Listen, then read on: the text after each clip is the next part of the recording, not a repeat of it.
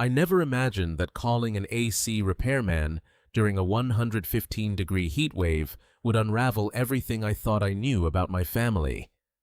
At first, it was just a broken air conditioner. But what was hidden inside that system led to something far darker, something sealed behind a locked attic door for years. When the repairman looked at me and said, "Sir, this isn't just a malfunction. Someone did this on purpose," my blood ran cold. Let me tell you how a faulty AC, a message from a stranger, and 5 heavy padlocks shattered my reality and revealed the monster sleeping just steps away from me. Hey there. We're so glad you're here. Before we dive in, please consider liking this video, subscribing to the channel, and letting us know your location in the comments. It helps us grow this community.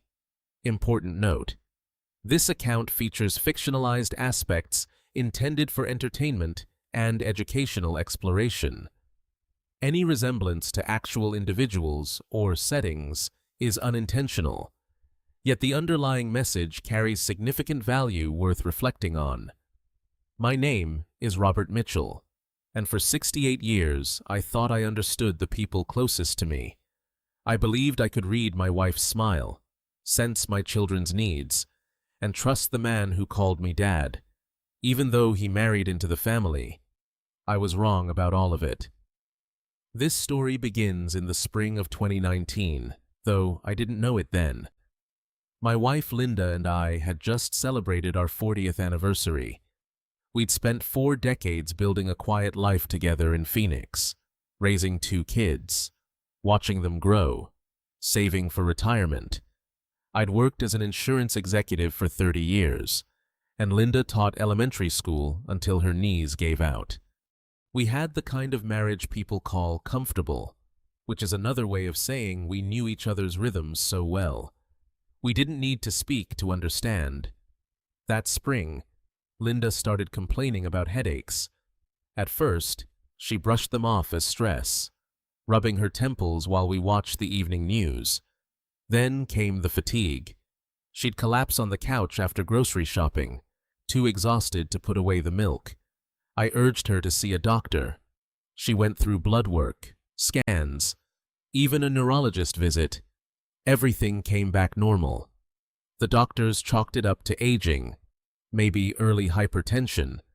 They prescribed rest and a low-sodium diet. Around that same time, our air conditioning broke. In Scottsdale, Arizona, where summer temperatures climb past 115 degrees, a broken AC isn't just inconvenient, it's dangerous. I called a technician who discovered a refrigerant leak. My son-in-law, Dylan, who'd married our daughter, Jessica, the year before, insisted on handling the repair himself. "I'm an HVAC engineer," he reminded me with a grin. "Save yourself a few $100. I didn't argue.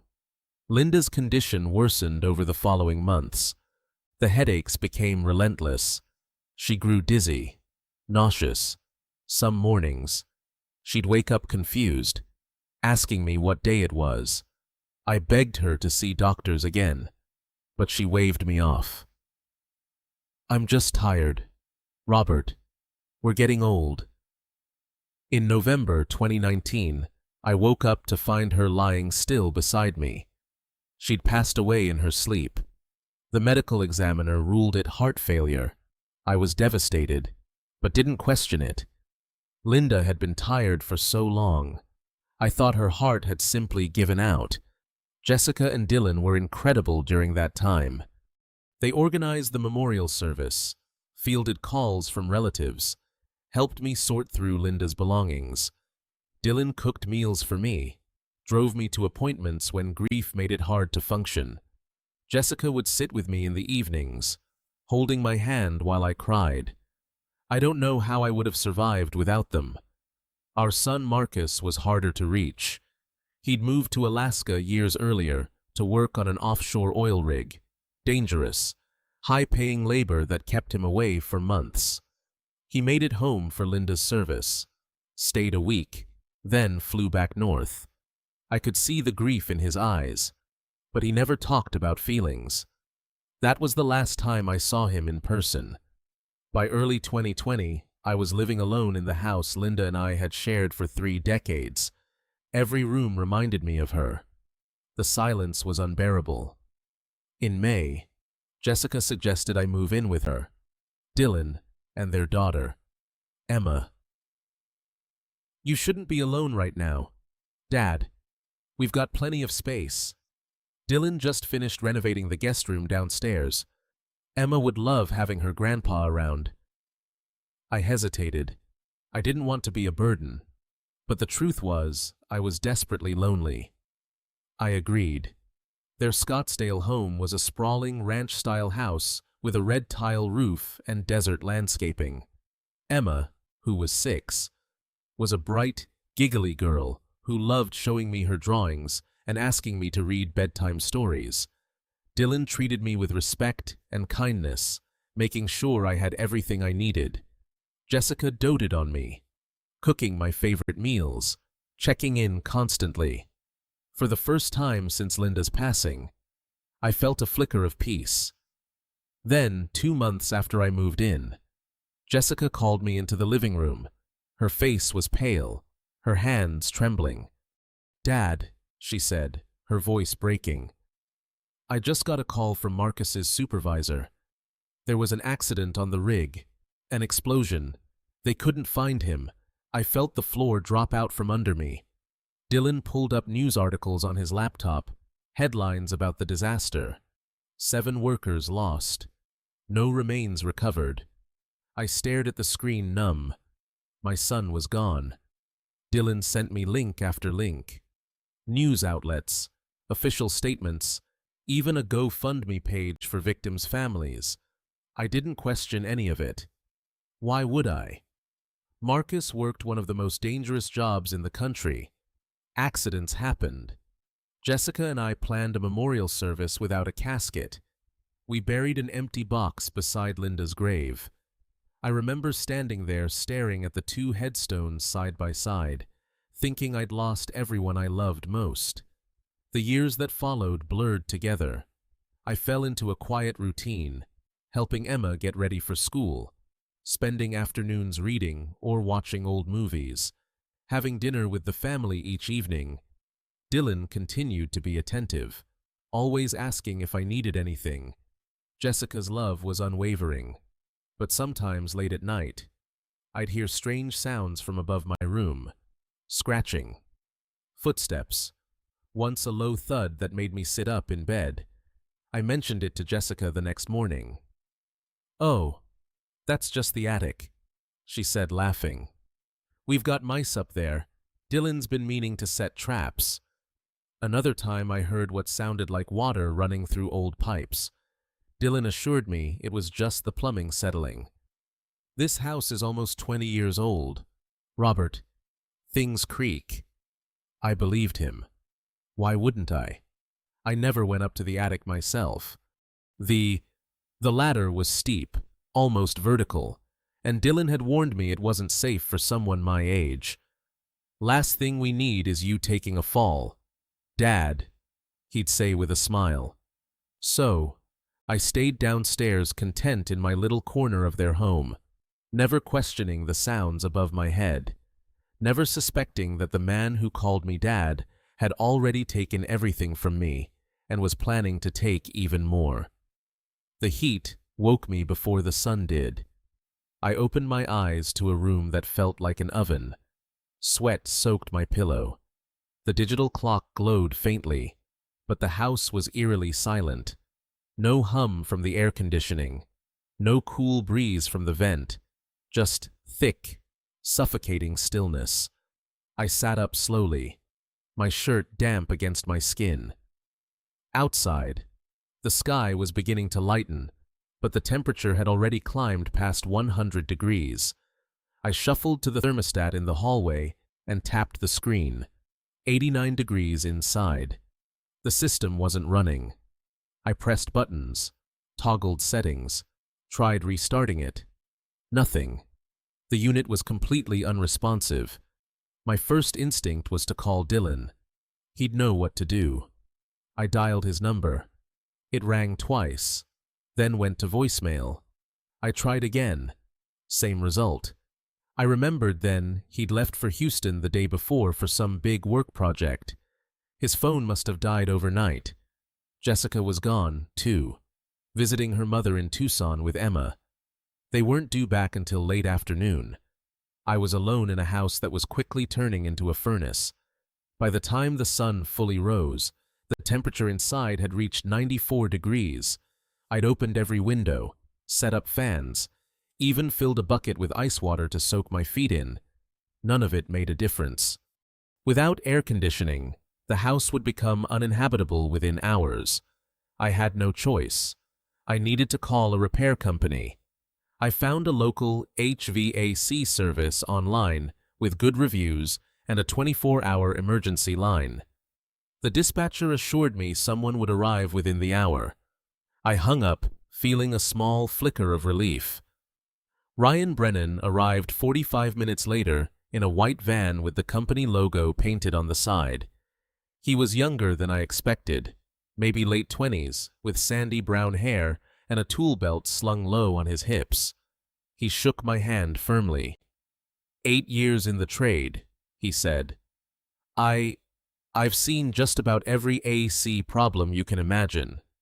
I liked him immediately. There was something reassuring about his confidence. He started outside, crouching beside the condenser unit in the backyard. After 15 minutes, he stood and wiped his forehead. Compressor's fine. No refrigerant leak. No electrical issues. Whatever's wrong, it's not out here. He walked back inside, glancing up at the ceiling. Your air handler. It's in the attic, right? I nodded. He grabbed his tool bag, flashlight, and a small handheld device. Gas detector, he explained. Standard safety equipment. He pointed toward the hallway where the pull-down attic stairs were located. Mind if I head up? I hesitated. Dylan's voice echoed in my mind. How many times had he told me the attic was off limits? It's a mess up there. That ladder's too steep for you. Robert, last thing I need is you hurting yourself.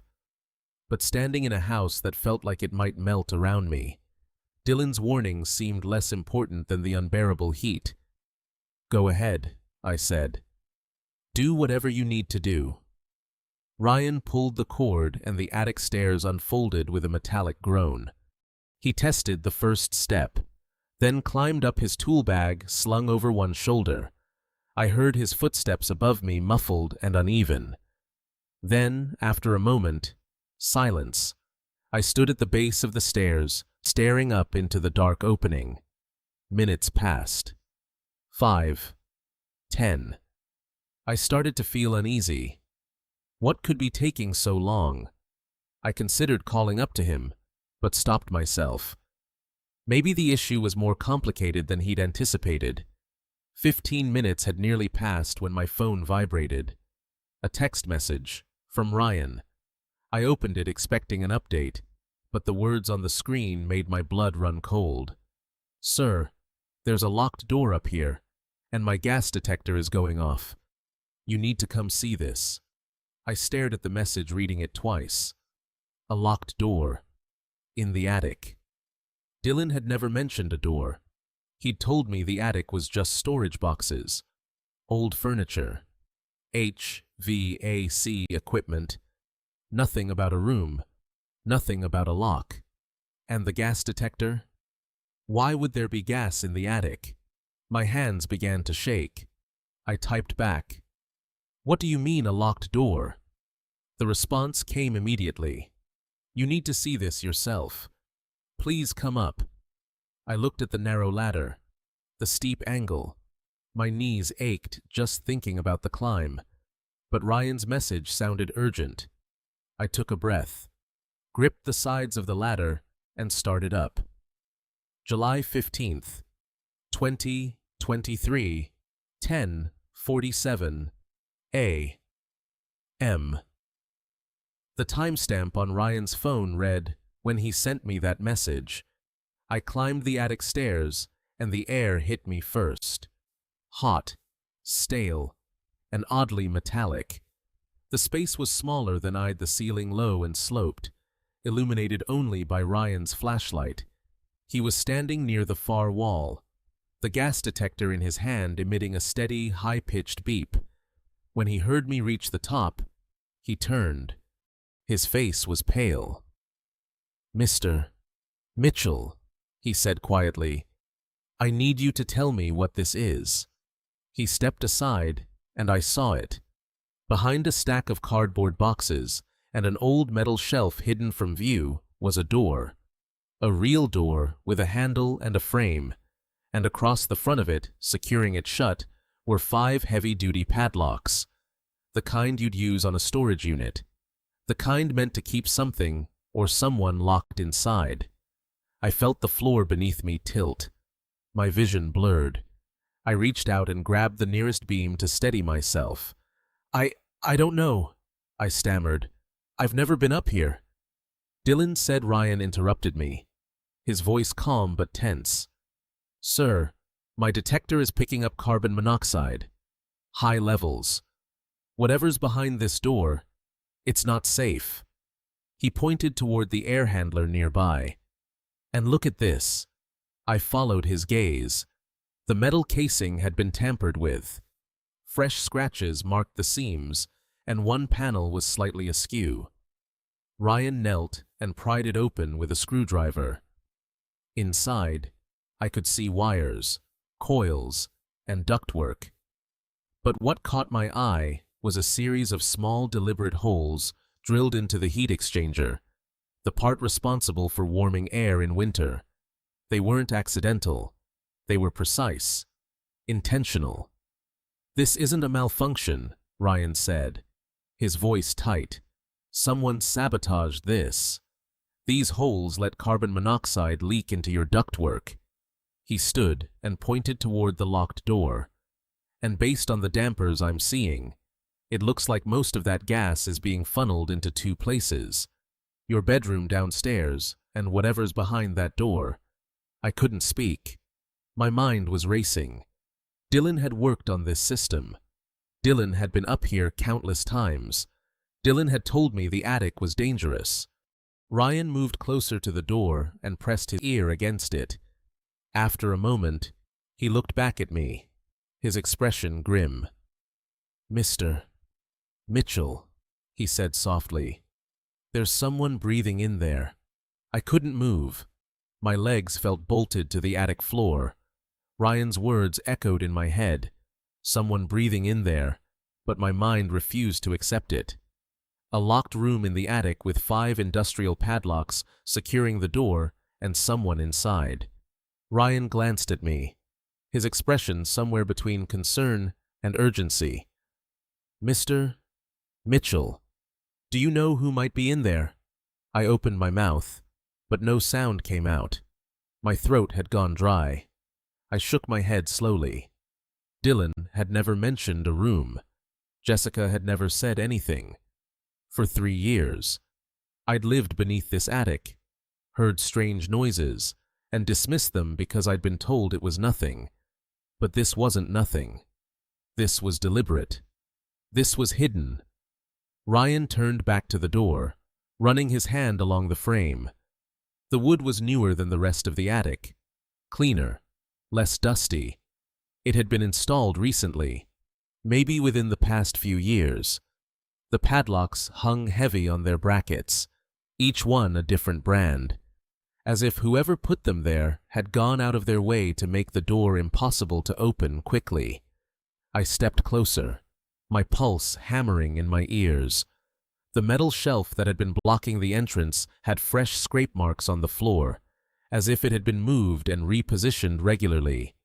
The door itself was plain, no window, no peephole, just smooth plywood painted the same dull beige as the attic walls.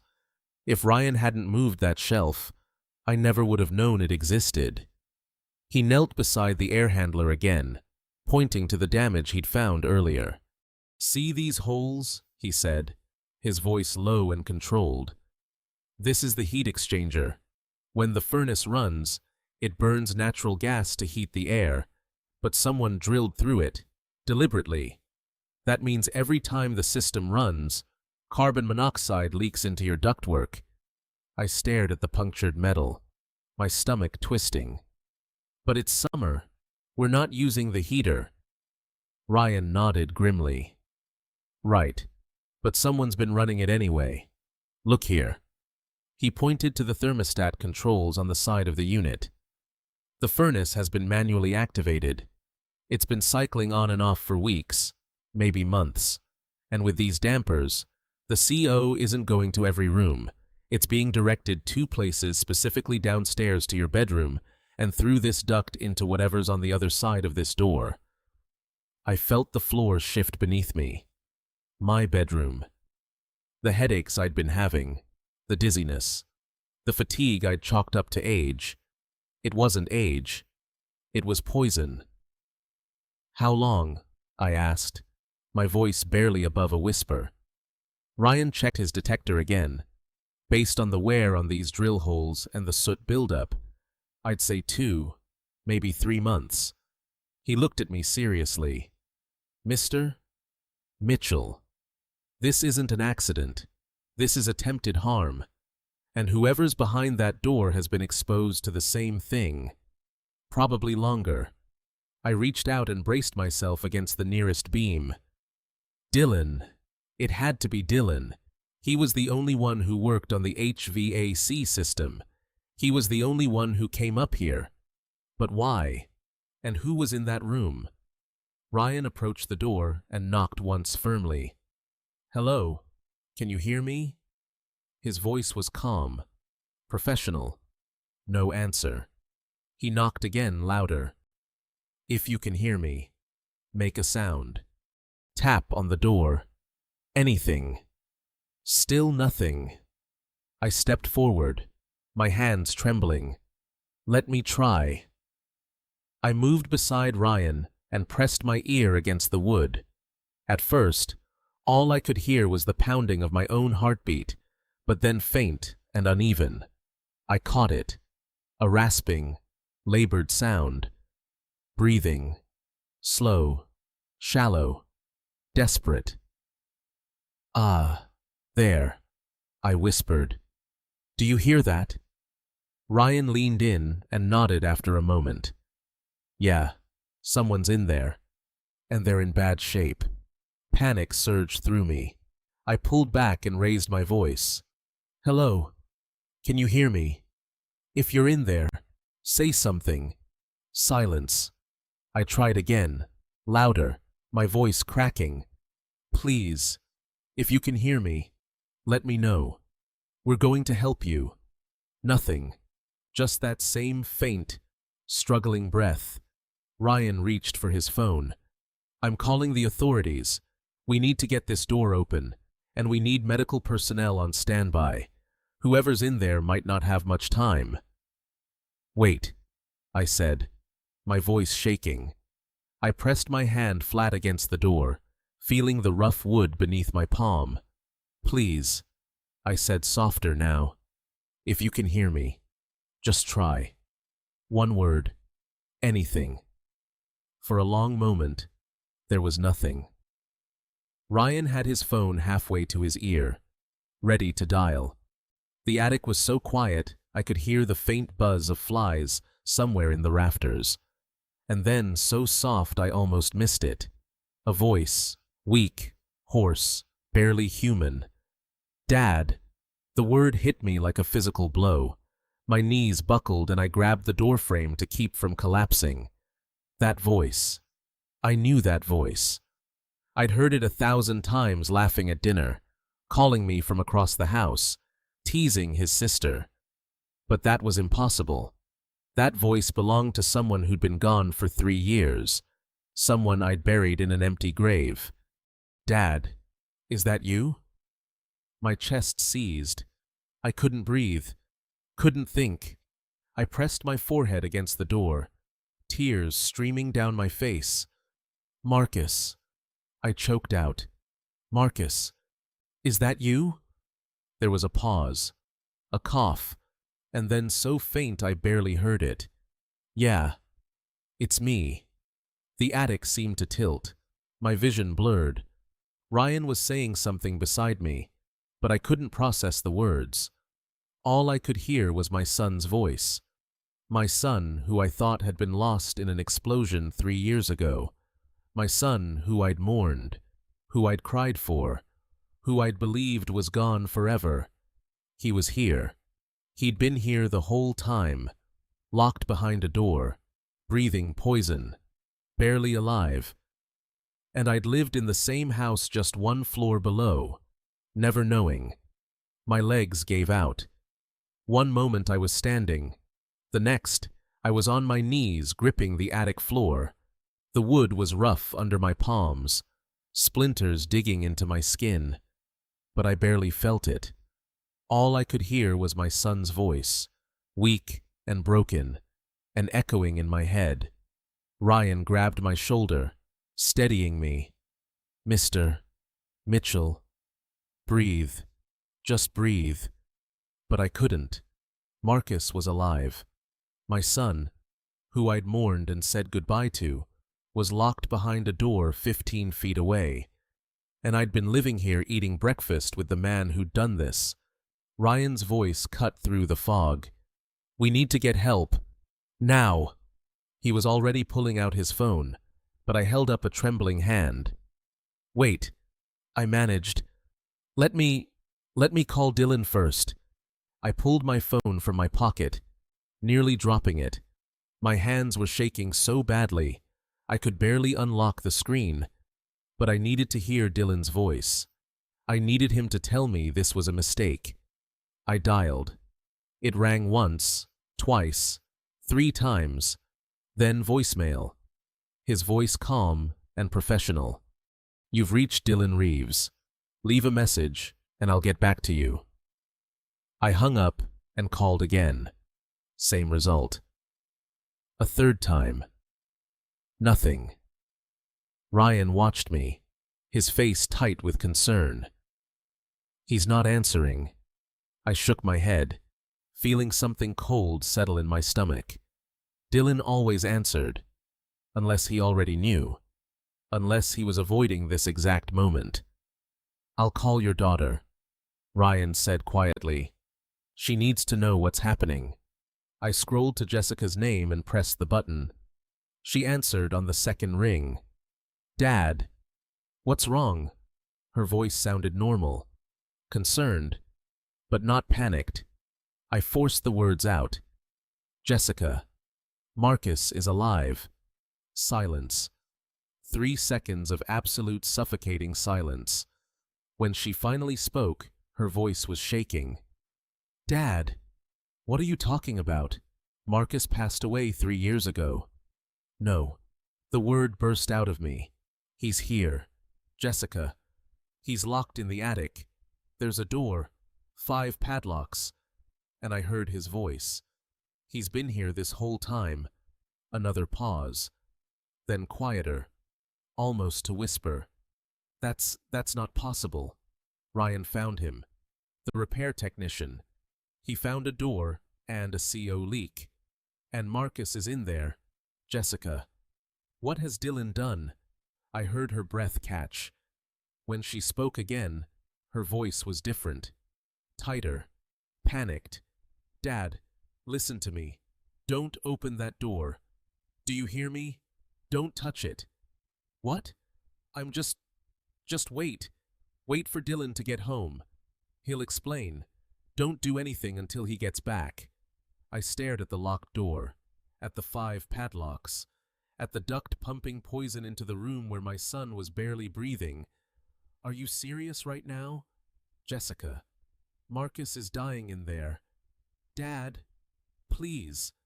Her voice cracked, and I realized she was crying. But it wasn't shock or relief. It was fear.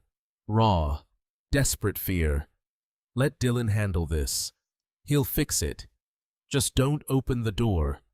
I'm coming home right now. I'll be there in 2 hours. Just wait for me." Something snapped inside me. "You knew." "What?" "You knew." I repeated, my voice colder than I'd ever heard it. You knew Marcus was in there? No. Dad. You've been lying to me for 3 years. You helped Dylan fake his death. You helped him lock Marcus in that room. You stood next to me at his memorial and cried, and you knew the whole time. Dad, it's not like that. Then what is it like? Jessica. I was yelling now, my voice breaking. Tell me. She was sobbing openly now, her words tumbling out in a rush. Dad, I didn't want this. I didn't know it would go this far. Dylan said it was temporary, that we just needed time, that Marcus was trying to take everything from us. So you locked him in a room and poisoned him. Well, I didn't know about the CO. I swear I didn't know. Dylan said he was just keeping him out of the way until we figured things out. But I didn't know about the poison. Dad, I swear, I didn't let her finish. I ended the call and threw the phone across the attic. My whole body was shaking. Jessica, my daughter, she'd known. For 3 years she'd known, and she'd said nothing. Ryan was still beside me, his expression grim. Mr. Mitchell, he said carefully, we need to call for help. Right now. I nodded. Ryan picked up my phone, checked it still worked, and handed it back. Call 911. Tell them everything. My hands were still shaking as I dialed. The line rang once before a woman's voice answered. 911. What's your emergency? I took a breath. My name is Robert Mitchell. I'm at 472 East Larkspur Drive in Scottsdale. My son is locked in the attic of my daughter's house. He's been there for 3 years. There's a carbon monoxide leak, and he's in critical condition. We need police and paramedics immediately. Can you confirm the address, sir? 472 East Larkspur Drive, Scottsdale, Arizona. Is your son conscious? I don't know. I spoke to him through the door. He responded, but he sounded very weak. Is the door locked? Yes. There are 5 padlocks on it. We can't get in without cutting them off. I'm dispatching officers and emergency medical services to your location right now. They'll be there within 10 minutes. Can you stay on the line? Yes. Ryan stepped closer, holding up his own phone. The screen was recording. I've been documenting everything. The door, the CO levels, the sabotaged system, your call with your daughter, all of it. I looked at him, feeling gratitude I couldn't put into words. This stranger had just become the only person I could trust. Thank you, I whispered. He nodded. Your son's going to need every piece of evidence we can give them. The dispatcher's voice came through again. Mr. Mitchell, are you still there? Yes, I'm here. Officers are 3 minutes out. Stay where you are. Do not attempt to open the door until they arrive. Do you understand? Yes. But even as I said it, I looked at the door, at the 5 heavy locks, at the duct feeding poison into the room, at the thin strip of light beneath the frame, and I wanted nothing more than to rip it open with my bare hands. Behind that door, my son was waiting, and I'd already made him wait 3 years too long. The sirens reached me first, distant wails cutting through the desert morning, growing louder with each passing second. I was still in the attic, still on my knees beside that locked door. The dispatcher's voice a steady murmur in my ear.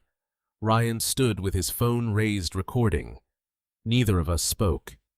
We just waited. 12 minutes after I'd made the call, I heard car doors slamming outside, followed by heavy footsteps on the stairs. The pull-down ladder groaned as someone climbed up. A flashlight beam swept across the attic, and 2 figures emerged. The first was a woman, maybe mid-40s, with dark hair pulled back in a tight bun. She wore the tan uniform of the Scottsdale Police Department. Mr. Mitchell, I'm Officer Davis. This is Officer Foster. We're going to take it from here. All right. I nodded, unable to speak. Davis turned to Ryan. You're the technician who called this in? Yes, ma'am. Ryan gestured toward the air handler. I was here to fix the AC. Found that door hidden behind the shelf. My gas detector picked up elevated carbon monoxide levels. The system's been sabotaged. Someone drilled holes in the heat exchanger and redirected the CO into this room and the bedroom downstairs. I heard breathing on the other side of the door. Davis's expression hardened. She moved to the door, pressing her ear against it, then knocked firmly. This is the Scottsdale Police Department. If you can hear me, make a sound. Silence. Foster stepped forward, listening. I hear something. Breathing. Very faint. Whoever's in there isn't in good shape. Davis pulled her radio. Dispatch. This is Unit 12. We've got a confirmed entrapment situation. Subject is unresponsive, but breathing. Requesting paramedics immediately. Foster pulled out massive bolt cutters from his duffel bag and positioned himself in front of the first padlock. He braced the handles against his chest and squeezed. The metal groaned but held. He adjusted his grip and tried again. With a sharp crack, the shackle snapped. One down. The second lock was even larger. Foster bore down with all his weight. After what felt like an eternity, the lock gave way with a metallic snap. Two down. I watched my hands clenched so tightly my knuckles ached. Every second felt like an hour. Behind that door, Marcus was barely breathing. The third lock took longer. Davis stepped in, taking over. She positioned the jaws, braced her legs, and pulled with everything she had. The lock finally gave. Three down. By now, the paramedics had arrived. Two men in dark blue uniforms climbed into the attic, carrying medical bags and a collapsible stretcher. One glanced at Ryan's CO detector. What are the levels? 40 parts per million when I first checked. Ryan said. The paramedic pulled an oxygen tank from his bag, readying a mask. We'll need to get him out fast. Davis worked on the fourth lock for nearly 5 minutes before Foster took over. Together, they finally snapped it. 4 down. Foster positioned the cutters around the final padlock, the largest one. He squeezed the handles, his arms shaking. The metal groaned, but didn't break. He tried again and again. On the third attempt, the lock finally gave way with a sound like a gunshot. 5 down. Davis grabbed the door handle and pulled. The door swung open and the smell hit me first. Stale air, sweat, something else I couldn't name. The room beyond was tiny, maybe 10 feet by 10 with no windows. In the flashlight beams, I saw him, Marcus. At first, I didn't recognize him. The figure on the narrow cot was skeletal, his skin pale and gray, his cheekbones jutting sharply beneath hollow eyes. His hair hung past his shoulders in tangled mats. His clothes hung off his frame like they were 3 sizes too large. He wasn't moving. Then I saw his chest rise and fall in shallow, uneven gasps. The paramedics pushed past me, dropping to their knees beside the cot. The older one pressed 2 fingers to Marcus's neck. Weak. Thready. We need to move fast. He fitted the oxygen mask over Marcus's face. The younger paramedic clipped sensors to Marcus's finger and chest. The screen lit up. Pulse ox is 68. BP's crashing. We need to get him to the hospital now. I stepped into the room, my legs barely holding me. Marcus's eyes flickered toward me. His lips moved, but no sound came out. I dropped to my knees beside the cot, reaching for his hand. His skin was ice cold. Marcus, I whispered, my voice breaking. It's me. It's Dad. You're safe now. His eyes closed and I felt his hand twitch weakly in mine. The paramedic placed a hand on my shoulder. "Sir, we need to move him. Step back. Please." I let go as they lifted him onto the stretcher. He looked so small, so fragile. They secured straps across his chest and legs, then carried him toward the attic opening. I followed, my legs shaking, my vision blurred with tears. By the time I reached the ground floor, they were already loading Marcus into the ambulance.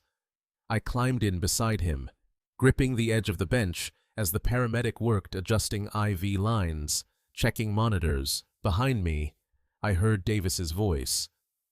"Mr. Mitchell, we're going to secure the scene. We'll need to speak with you at the hospital, and we'll need to locate your daughter and son-in-law." I looked back at her. "Find them," I said, my voice hoarse. "Find them both." She nodded. "We will." The ambulance doors slammed shut, and we pulled away, sirens wailing. I looked down at Marcus, at the oxygen mask covering his face, at the monitor beeping steadily beside him. I reached for his hand again, holding it gently. I'm here," I whispered. "I'm not leaving you again. Before I tell you the truth that shattered what little hope I had left. Comment, I'm still here, so I know you've stayed with me this far. And please keep in mind, the next part of this story contains some fictionalized elements meant to deepen the narrative. It may not be entirely true to real events. If you'd rather not continue, you can stop the video here. St. Joseph's Hospital rose against the Phoenix skyline like a fortress of glass and steel. They wheeled Marcus in on the stretcher, and I followed numb and stumbling as they rushed him through automatic doors and down fluorescent-lit hallways. A nurse stopped me at the ICU threshold. "Your family waits here. The doctors will update you as soon as they can." I sank into a plastic chair in the waiting room, my hands still shaking. The clock read just past noon. It felt like days had passed since I'd woken up to the broken air conditioner. "Doctor." Warren found me 2 hours later. She was a composed woman in her 50s, with graying hair and the calm demeanor of someone who'd spent decades delivering difficult news. She sat beside me, a tablet in her hands. "Mr. Mitchell, your son is stable. We've run tests, and I need to be honest about what we found." I nodded, bracing myself. His carboxyhemoglobin level, the measure of carbon monoxide in the blood, was 43% when he arrived. Anything above 40 is life-threatening. If you'd found him even a few hours later, we'd be having a very different conversation. She paused. "We've started hyperbaric oxygen therapy. He'll need at least 6 hours in the chamber. Will he recover?" Her expression softened. "Physically, yes, with time. He's lost 62 pounds. He's severely malnourished, dehydrated, and showing muscle atrophy. Beyond that, prolonged oxygen deprivation can cause neurological damage. We won't know the full extent until he's conscious, and we can run cognitive assessments. But your son is a fighter. The fact that he's alive at all is extraordinary." I pressed my palms against my eyes. "Can I see him?" "Once the treatment is complete, yes." 6 hours stretched into an eternity. When the nurse finally led me to his room, the sight of him stopped me in the doorway.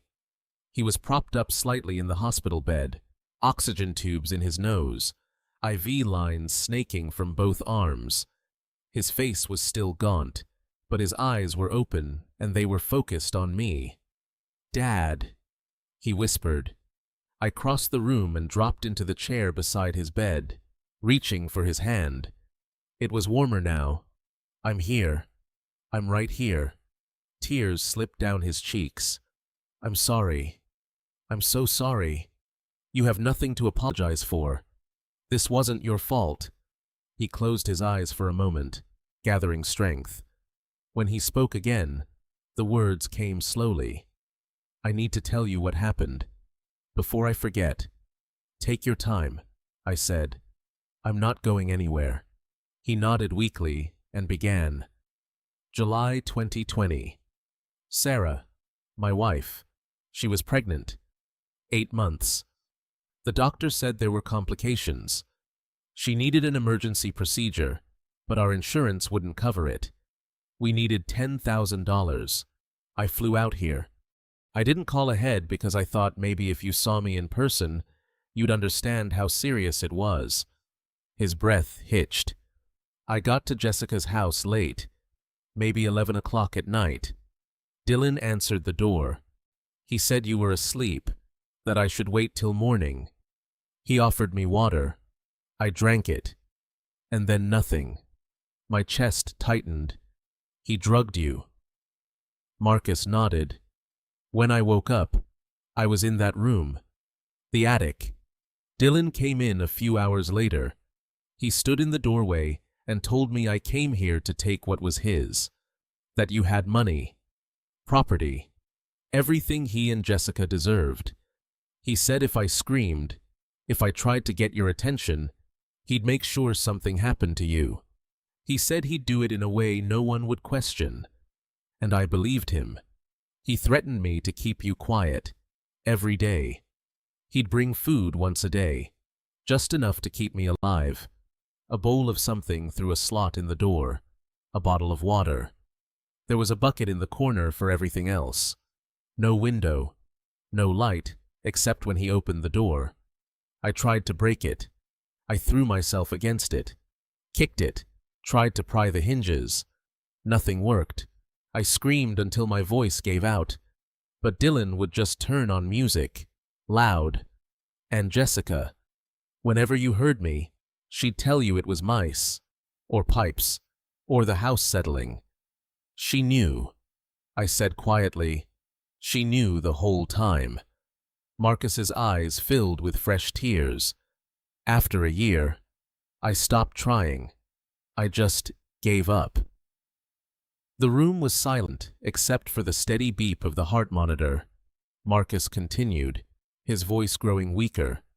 2 months ago, something changed. I started waking up with headaches. Bad ones. I felt dizzy all the time. Nauseous. My chest hurt.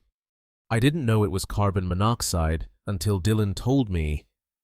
His gaze met mine, hollow and broken. He came up one day and said, "You know what's funny? I did this before. To Linda. 2019. Rerouted the CO from the heating system right into her bedroom. Took 6 months, but nobody suspected a thing. Heart failure. They said." He laughed. Dad. He actually laughed. And then he said, "This time I'm doing it to both of you. The old man downstairs and you. When you're both gone, everything goes to Jessica. And I'll finally have what I deserve. The air left my lungs. Linda, my wife. Dylan hadn't just imprisoned my son. He'd taken her from me, too. And I'd never known. I trusted him." Marcus coughed, and a nurse appeared checking his vitals. "He needs to rest," she said gently. I nodded, but didn't let go of his hand. Marcus looked at me, his eyes pleading. "Dad, I thought I was going to die in that room. I thought I'd never see you again. I thought Sarah would think I abandoned her." You're safe now," I said, my voice thick with emotion. "Sarah's going to know the whole story, and Dylan is going to answer for every single thing he's done." Marcus closed his eyes, exhausted. He said he'd get away with it, that he always does. I leaned closer, my voice steady despite the storm raging inside me. "He won't. Not this time." Detective Santos arrived as the sun was setting, her silhouette framed in the doorway of Marcus's hospital room. She was a compact woman in her 40s, dark hair pulled into a severe bun, wearing a charcoal blazer. Her badge hung from a lanyard around her neck. Mr. Mitchell. I'm Detective Elena Santos with the Phoenix Police Department. I need to take your son's formal statement if he's able. She glanced at the monitors beside Marcus's bed. I know this is difficult timing, but the sooner we document everything, the stronger our case will be. Marcus nodded weakly. I can do it. I started to stand, but Santos gestured for me to stay. You're welcome to remain, Mr. Mitchell. In fact, I'll need to speak with you, as well. She pulled a chair closer, setting a leather notebook and a small recording device on the side table. This is being recorded for accuracy. Marcus, can you confirm your full name and date of birth for the record? Marcus James Mitchell, April 12th, 1988. And can you confirm that Dylan Reeves held you against your will from July 2020 until today? July 15th, 2023. Yes. Santos asked questions. Precise. Methodical. And Marcus answered as best he could, his voice hoarse and faltering. When she finally closed her notebook, she turned to me. Yes. Mr. Mitchell, I need to walk you through what we found at the house. Our forensics team has been there since this morning. She pulled a tablet from her bag and swiped the screen. The first we found Dylan Reeves's laptop in a home office. It contained files that are troubling. She turned the screen toward me. I saw a screenshot of a website that looked almost identical to a major news outlet, but the headline made my stomach drop. 7 workers lost in offshore rig explosion. Alaska. The article described a disaster at an oil platform. Marcus's name was among the victims. This is a fabricated website, Santos said quietly. If you look at the URL here, it's not the real site. It's CN News, info, not CN.com. Dylan created at least 3 of these fake pages, mimicking different outlets, all reporting the same fictional incident. He sent the links to your email in July 2020. I stared at the screen, my hands trembling. I remembered clicking those links. I remembered reading the articles and collapsing into tears. I'd believed every word. He made them himself. Yes. We found the web design software on his computer, along with drafts of the articles. He spent weeks perfecting them. I couldn't speak. I'd mourned my son because of lies Dylan had crafted on a laptop. Santos continued. We also documented the HVAC system in the attic. The technician Ryan Brennan was right. Someone deliberately sabotaged the furnace. Holes were drilled into the heat exchanger, and the dampers were adjusted to funnel carbon monoxide into 2 specific areas, your bedroom and the locked room where Marcus was held. She showed me another photo. This wasn't an accident. This was attempted harm. I felt a wave of nausea. How long was it running? Based on the wear patterns and the furnace logs, it started in early May. It's been cycling on and off for the past 2.5 months. Santos's gaze sharpened. Mr. Mitchell, did you experience any symptoms during that time? Headaches, dizziness, fatigue? I nodded slowly. All of those. I thought it was just, I'm 68. I thought I was getting old. You weren't getting old. You were being poisoned. Her voice was blunt. Mr. Brennan's quick thinking saved your life. If you'd gone another week without calling for repairs, you and Marcus wouldn't have made it. I closed my eyes, the weight of that truth pressing down on me. There's one more thing, Santos said. We need to discuss your daughter. I opened my eyes. Jessica. We arrested her this afternoon at Tucson International Airport. She was attempting to board a flight to Los Angeles. Santos watched me carefully. Based on the recording, Mr. Brennan provided the phone call you made to her this morning. We had probable cause to detain her. She's currently being held at the Pima County Jail, awaiting transfer to Phoenix for questioning. She was trying to leave. I said more to myself than to Santos. It appears so. Whether she was fleeing or simply planning to return later, we don't know yet. But given her statements on that call, telling you not to open the door, insisting you wait for Dylan, she's at minimum an accessory to false imprisonment. I looked down at my hands, still shaking. She knew. She knew Marcus was up there, and she lied to me for 3 years. Santos didn't soften her tone. Yes, sir, she did. The room was silent, except for the rhythmic beep of Marcus's heart monitor. Santos stood, tucking her tablet back into her bag. We'll continue processing the evidence. Dylan Reeves is currently in Houston, but we've issued a warrant for his arrest. U.S. Marshals are coordinating with local authorities. We'll have him in custody soon. I'm good, I said, my voice flat. Santos hesitated at the door. Mr. Mitchell, I know this is overwhelming. If you need anything, resources, victim advocacy counseling, let us know. Thank you, I managed. She nodded and left. Marcus shifted slightly in his bed, his eyes on me. Dad, are you okay? I almost laughed at the absurdity of the question. He was the one who'd been locked in an attic for 3 years, and he was asking if I was okay. I reached over and squeezed his hand gently. I will be once this is over. But even as I said it, I knew there was one more thing I had to do, one more conversation I couldn't avoid. I looked at Marcus. I need to see Jessica. He didn't argue. He just nodded, his face pale and tired. I understand. I stood, my legs unsteady, and walked to the door. I found Santos in the hallway speaking with another officer. She turned as I approached. Detective, I need to see my daughter. Can you arrange that? Santos studied me for a long moment. Finally, she nodded.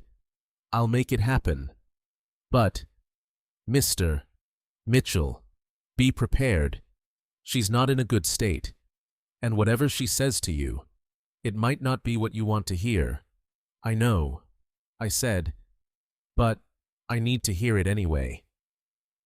2 days after Marcus woke up, I found myself standing outside the Phoenix Police Department headquarters, staring at the glass doors as if they might swallow me whole. I'd driven here alone, refusing Santos's offer to have an officer pick me up. I needed the time to prepare myself. Inside, the lobby smelled like industrial cleaner and stale coffee. Santos met me at the security desk. Mr. Mitchell, are you sure you're ready for this? I nodded, though I wasn't sure of anything anymore. She led me through a maze of hallways. We stopped in front of a door marked Interview Room 3. Santos turned to me, her voice low. She's been here since yesterday. She's fragile. I'll be in the room with you. But this is your conversation. If you need to stop at any point, just say so. I won't need to stop. Santos opened the door. The room was small and cold, lit by harsh fluorescent lights. A metal table sat in the center, bolted to the floor. Jessica sat in one of the chairs, her wrists cuffed in front of her, her hands resting on the table. She looked up as I entered, and the moment our eyes met, she crumbled. Dad. She choked out, tears streaming down her face. Dad, I'm so sorry. I'm so sorry. I sat down across from her. Santos took a position near the door, watching. I didn't say anything. I just looked at Jessica. Her hair was tangled, her eyes red and swollen, her face pale and drawn. She looked like she hadn't slept in days. Dad, please, she whispered. Say something. I leaned back in my chair, keeping my tone flat. Did you know Marcus was locked in the attic for 3 years? She flinched. Her gaze dropped to the table. Yes, she whispered. I knew. And you said nothing. I couldn't. You couldn't? I cut her off, my voice rising. You couldn't pick up a phone, couldn't tell me, couldn't call the authorities. Dad, you don't understand. Then make me understand. Jessica. I leaned forward. Explain to me how you let your brother rot in a locked room while you lived downstairs and lied to my face every single day. She sobbed, her shoulders shaking. Dylan said it was temporary. He said Marcus showed up trying to manipulate you, trying to get money he didn't deserve. He told me he just wanted to keep Marcus out of the way for a little while. He said he'd let Marcus go. I thought it would be a few weeks. I didn't know it would turn into years. And when it did turn into years, when did you decide to say something? Her face crumpled. I was scared. Of what? Of Dylan. He told me if I said anything, if I went to the police, he'd hurt you. He'd hurt Emma. He said he'd make it look like an accident. I was terrified. Dad, I didn't know what to do. I stared at her. So, you chose to protect yourself and Emma, and you let Marcus suffer. I didn't have a choice. You always have a choice. My voice was ice. You chose to lie. You chose to cover for him. You chose to tell me those sounds in the attic were mice. You chose to let your brother starve while you pretended everything was fine. She was crying so hard now. She could barely speak. I know I was wrong. I know I'm a coward. But, Dad, you have to believe me. I love you. I love Marcus. Dylan lied to me from the very beginning. He made it sound like Marcus was the bad guy. And I believed him. I was so stupid. Santos stepped forward. Jessica, did you help Dylan create the fake news articles about Marcus's accident? Jessica's head snapped up. No, I didn't know anything about that.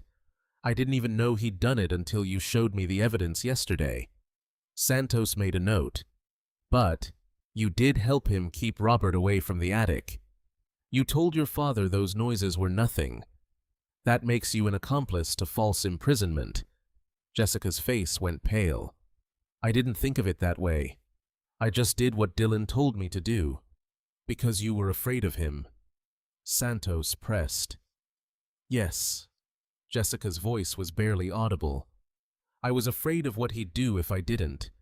I watched her searching for any sign of the daughter I used to know. But all I saw was a stranger. A woman who'd chosen fear over courage. Complicity over truth. I stood pushing my chair back and wait. Jessica reached out as far as the cuffs would allow. Please don't leave. Please. I looked down at her, and for the first time in my life, I felt nothing when I looked at my daughter. No love, no anger, just emptiness. You're right about one thing. Jessica, you are a coward. Her face twisted in pain, fresh tears spilling over. Dad, please. I turned to Santos. Where is Dylan? Santos's expression darkened. We don't know. After Jessica was arrested, someone must have tipped him off.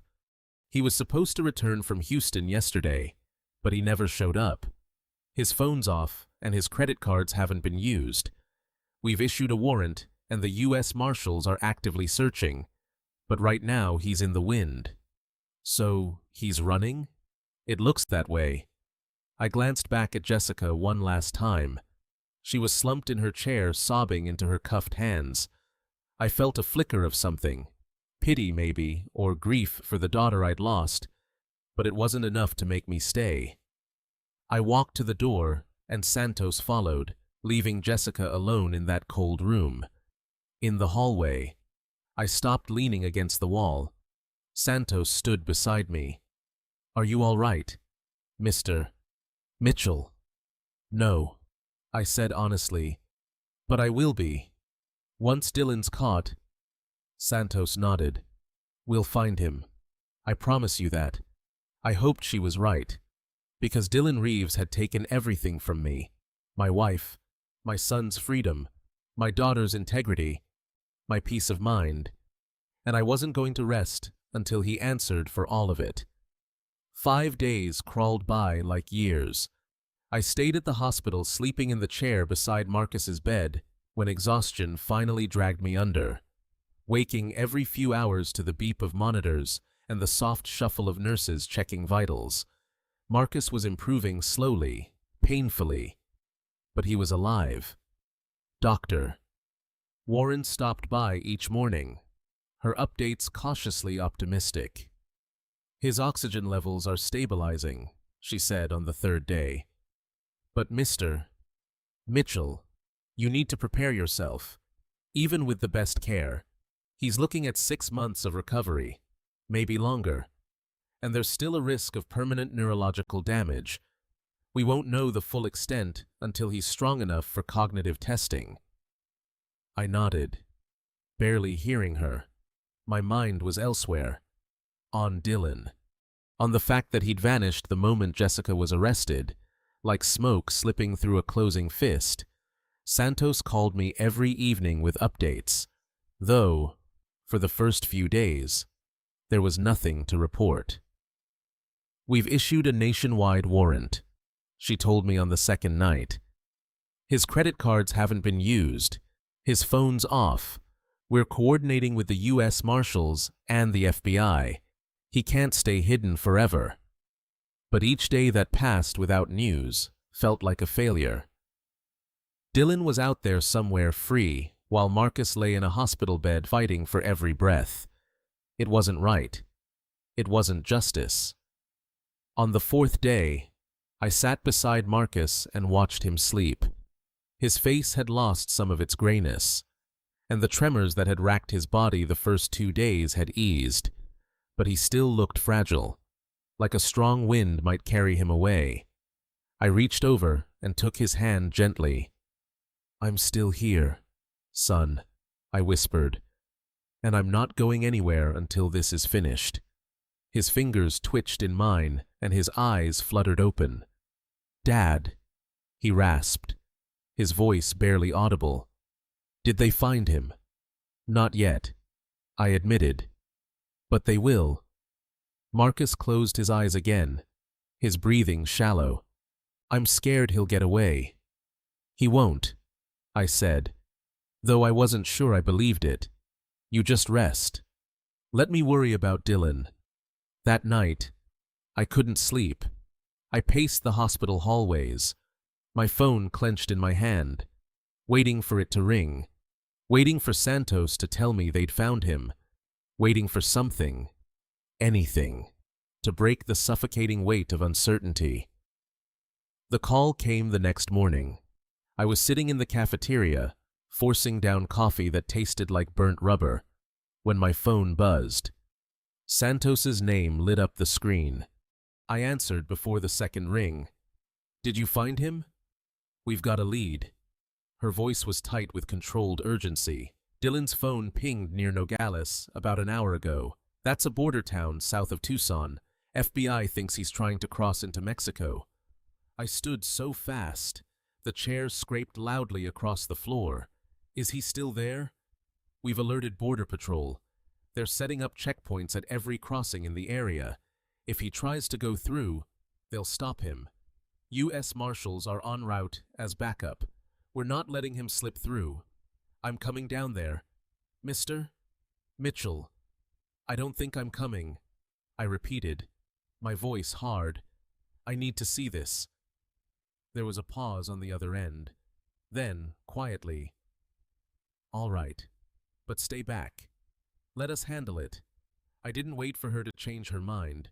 I told the nurse at Marcus's station where I was going, left a note in case he woke up, and drove south.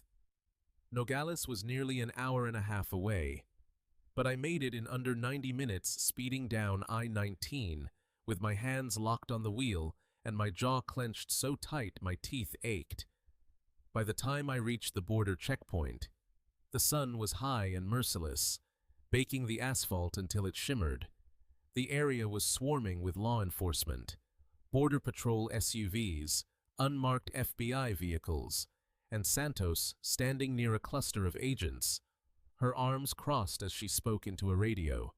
She saw me pull up and walked over, her expression unreadable. "He's in custody," she said before I could ask.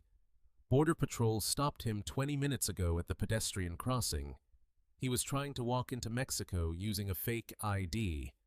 I let out a breath I didn't know I'd been holding. "Where is he?" Santos nodded toward a holding area near the checkpoint, a small fenced enclosure where a figure sat on a bench, wrists cuffed behind his back. Even from a distance I recognized him. Dylan. His head was bowed, his shoulders slumped, but it was him. "Can I talk to him?" I asked. "No." Santos's voice was firm. "He's being processed. Once we transfer him to the Pima County Jail in Tucson, he'll be held there until we can extradite him to Phoenix. You'll have your chance to face him in court. But not here. Not now." I stared at Dylan's hunched form, feeling a cold, hollow rage settle in my chest. He looked small, pathetic. Nothing like the man who'd smiled at me over breakfast, who'd called me dad, who'd locked my son in an attic and poisoned my wife. "He almost made it," I said quietly. "If you'd been 10 minutes later—" "But we weren't," Santos said. "He's done running." I wanted to believe her, but as I watched Dylan sit there cuffed and silent, I couldn't shake the feeling that this wasn't over. Not yet.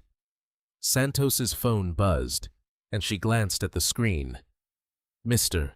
Mitchell, there's something else we need to discuss. Our financial team has been digging into Dylan's records, and we found something significant. Can we talk back at the station?" I tore my gaze away from Dylan. "What did you find?" She hesitated, then said, "A very large amount of debt, the kind that gives someone a powerful motive for what he did." I followed her back to her car, my mind racing. Debt, money. It always came back to money. As we drove north toward Phoenix, Santos explained what her team had uncovered: credit card statements, loan documents, wire transfers to shadowy accounts. By the time we reached the city, I understood. Dylan hadn't just been cruel, he'd been desperate. And desperation, I was learning, could turn a man into a monster. Santos's office was a cramped space on the 3rd floor of the Phoenix Police Department, crammed with filing cabinets and stacks of case folders. She gestured for me to sit, then opened her laptop and turned it toward me. Spreadsheets, rows of numbers, dates, transactions. My stomach tightened. "Mr. Mitchell, I want to walk you through what we found when we dug into Dylan Reeves's financial history." She clicked through several tabs. "This is going to be difficult to hear, but it's important you understand exactly why he did what he did." I nodded, bracing myself. She pulled up a document, a loan agreement. Dylan borrowed money from an organization called Kozlov Capital. We believe it's a front for an illegal lending operation. Loan sharks who target individuals with poor credit or gambling problems. Gambling.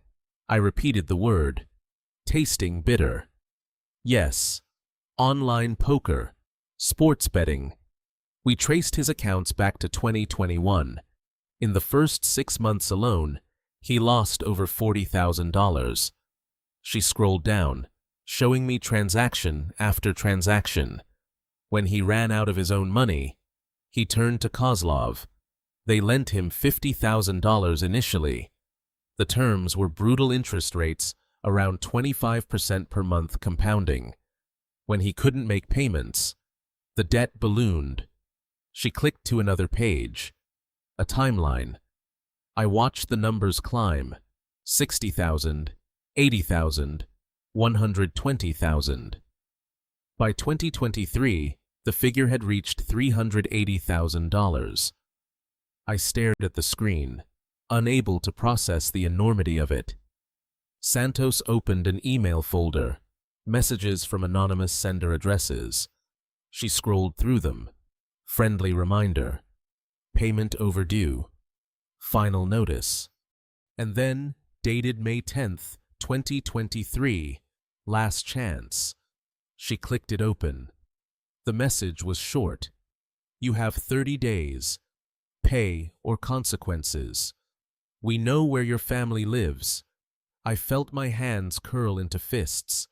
They threatened Jessica. Emma. Yes. And Dylan. Clears throat. Panicked.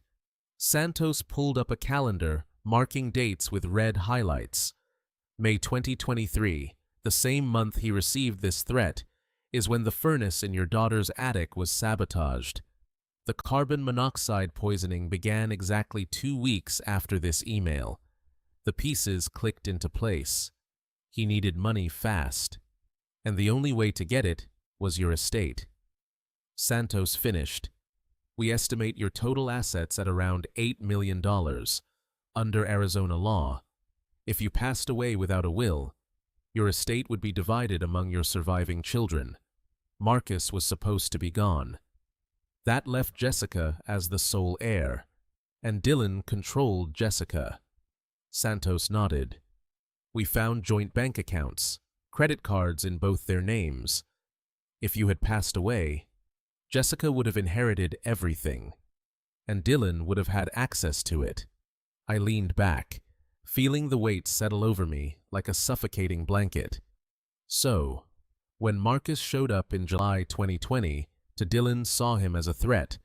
If Marcus was alive, the inheritance would be split 50-50. Dylan couldn't risk that, so he imprisoned him. She pulled up another document. So, initially, we think Dylan planned to keep Marcus locked up until you passed away naturally, once you were gone and Jessica inherited. Dylan could have dealt with Marcus however he wanted, but he didn't wait. I said, my voice hollow. No, because in May 2023, Kozlov gave him a deadline. 30 days. Dylan couldn't wait for you to pass away on your own. He needed the money immediately. So, he escalated. He started poisoning you both slowly enough that it wouldn't raise immediate suspicion, but fast enough that he hoped you'd both be gone within weeks. I pressed my palms against my eyes. Linda's headaches, Marcus's 3 years of hell, my own dizziness, the fatigue I'd blamed on age, all of it deliberate, all of it calculated. He was going to end us both for money and to save himself from Kozlov. Santos closed the laptop. Mr. Mitchell. Dylan Reeves is a man who was in over his head, but that doesn't excuse what he did. It explains it, and it gives us a clear motive for prosecution. I looked up at her. What happens to Dylan now? He'll be arraigned in Phoenix within the week. The charges are extensive. False imprisonment, attempted harm, fraud, conspiracy. With the evidence we have, he's looking at life in prison without the possibility of release. She paused. There's one more thing. I waited, feeling fresh dread. Santos reached for a physical file and opened it. She slid a sheet of paper across the desk to me. It was a court order. I scanned the text, catching phrases like exhumation authorized and forensic examination. What is this? I asked, though part of me already knew. Well, Mr. Mitchell, based on Marcus's testimony, specifically Dylan's confession about your wife, we obtained permission to exhume Linda's remains. The room seemed to tilt. You dug up my wife. We had to. If Dylan poisoned her the same way he tried to poison you and Marcus, there would be traces in her tissue, hair, bone, even after 4 years. We needed to confirm, and my voice barely worked. Santos met my eyes, her expression somber. We'll have the results within 48 hours. But Mr. Mitchell, if Dylan did what Marcus said he did, We'll be adding another charge to his case, and your wife's passing won't remain listed as heart failure. It'll be reclassified. I couldn't speak, couldn't move. Linda. My Linda, who'd complained of headaches and exhaustion, who'd trusted Dylan to fix the air conditioning, who'd gone to sleep one night and never woken up. She'd been taken from me, and I'd never known. Santos stood, placing a hand on my shoulder. I'm sorry. I know this is unbearable, but the confirmation will give you closure, and it'll ensure Dylan answers for everything he's done. I nodded numbly, staring at the court order. 48 hours. In 2 days, I'd know for certain. Thank you, I managed. Santos squeezed my shoulder. We'll call you as soon as the results come in. In the meantime, go be with your son. He needs you. I left the station in a daze. The court order folded in my pocket. The city was bright and hot, but I felt cold, hollow. By the time I reached my car, I realized I was shaking. Not from fear, from rage. Dylan Reeves had taken everything, and now I was going to make sure he paid for it. A week later, I stood at the edge of Desert View Cemetery under a sky so blue it hurt to look at. The sun beat down on rows of headstones, bleaching the granite white. Linda's grave was near the back beneath a mesquite tree that offered no shade. I'd chosen this spot 4 years ago because it was quiet, peaceful. Now it felt like a crime scene. The forensic team worked methodically. Men and women in white suits moving around the excavation site with clinical precision. I stayed back 50 feet away, my hands shoved deep in my pockets. Santos stood beside me silent. She'd asked if I wanted to leave. I'd said no. I owed Linda this. I owed her my presence even now. It didn't take long. The casket was lifted, carefully placed onto a transport vehicle, and driven away for analysis. I didn't see her. Didn't want to. The Linda I wanted to remember was the woman who laughed at bad jokes, who planted tomatoes in our backyard every spring, who held my hand during movies. 2 days later, I was sitting in the chair beside Marcus's bed, watching the sun set through the window when my phone buzzed. Santos's name appeared on the screen. I answered immediately. "Mr. Mitchell," she said, her voice steady but heavy. "The lab results are in." I closed my eyes. "Tell me." The analysis of Linda's hair and bone tissue shows elevated levels of carbon monoxide. There's a pattern of accumulation over approximately 6 months in 2019. The levels are consistent with chronic low-dose exposure. Exactly what we found in your case and Marcus's. She paused. "Mr. Mitchell, your wife was poisoned slowly, deliberately, over the course of half a year." I felt my legs go weak, and I gripped the armrest of the chair. Marcus's eyes were on me, wide and worried. "How?" I managed. "Chokwe tiki I?" "We believe Dylan sabotaged the HVAC system in your home back in 2019 before you moved in with him and Jessica. He drilled holes in the heat exchanger and redirected CO into Linda's bedroom. It would have been nearly undetectable, just enough to cause symptoms like headaches and fatigue. Over time, the exposure weakened her, and one night the levels peaked. She passed away in her sleep. The medical examiner ruled it heart failure, which isn't uncommon in cases of severe CO poisoning. Without a specific CO test, there was no way to know. I thought back to that year. Linda complaining of headaches, the doctor visits that led nowhere, and Dylan, who'd come over to help with the air conditioning, who'd asked how Linda was feeling. He was checking on her. I said, my voice hollow, making sure it was working. "Yes," Santos said quietly. He was monitoring the process. "What?" The word came out as a rasp. "Why Linda?" We believe it was a test run. Dylan married Jessica in 2018, just a year before Linda passed away. At that point, he was already in debt. If Linda passed, you'd be alone vulnerable. He could position himself as the caring son-in-law, gain your trust, and eventually gain access to your finances. And by taking Linda first, he learned how to use CO as a weapon. He perfected his method. I pressed a hand to my face, trying to hold myself together. I let him practice on my wife.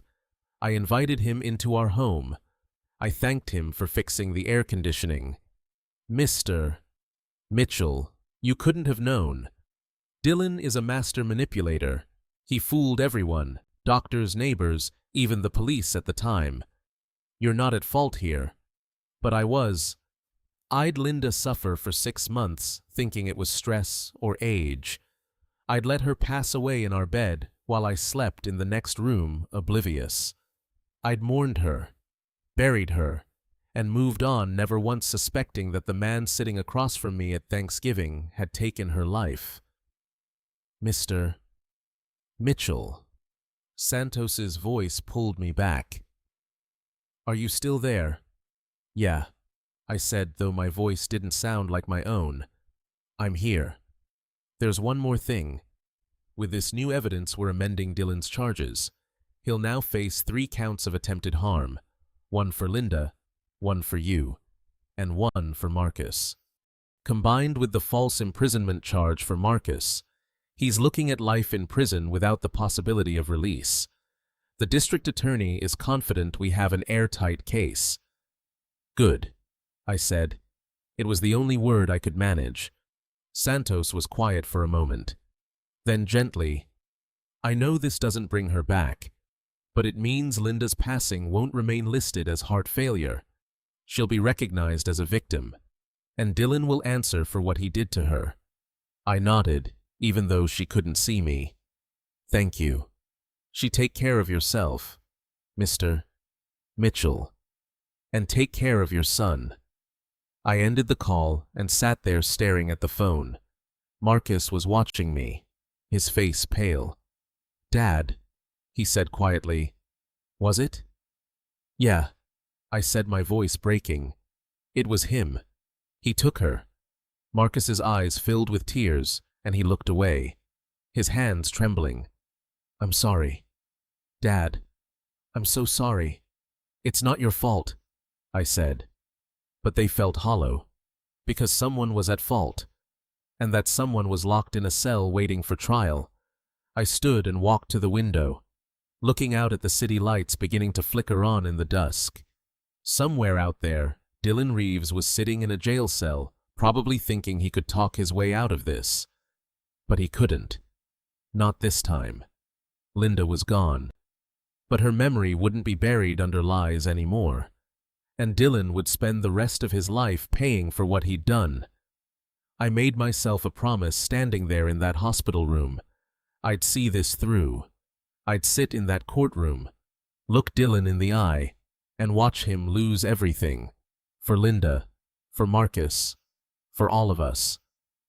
The call came on a Tuesday morning, a week after Dylan's arrest. I was making coffee in the small kitchenette of the extended stay hotel where I'd been living.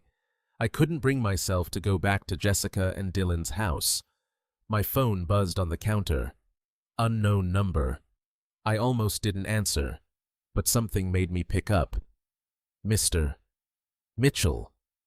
The voice was male, calm, with a faint accent I couldn't place.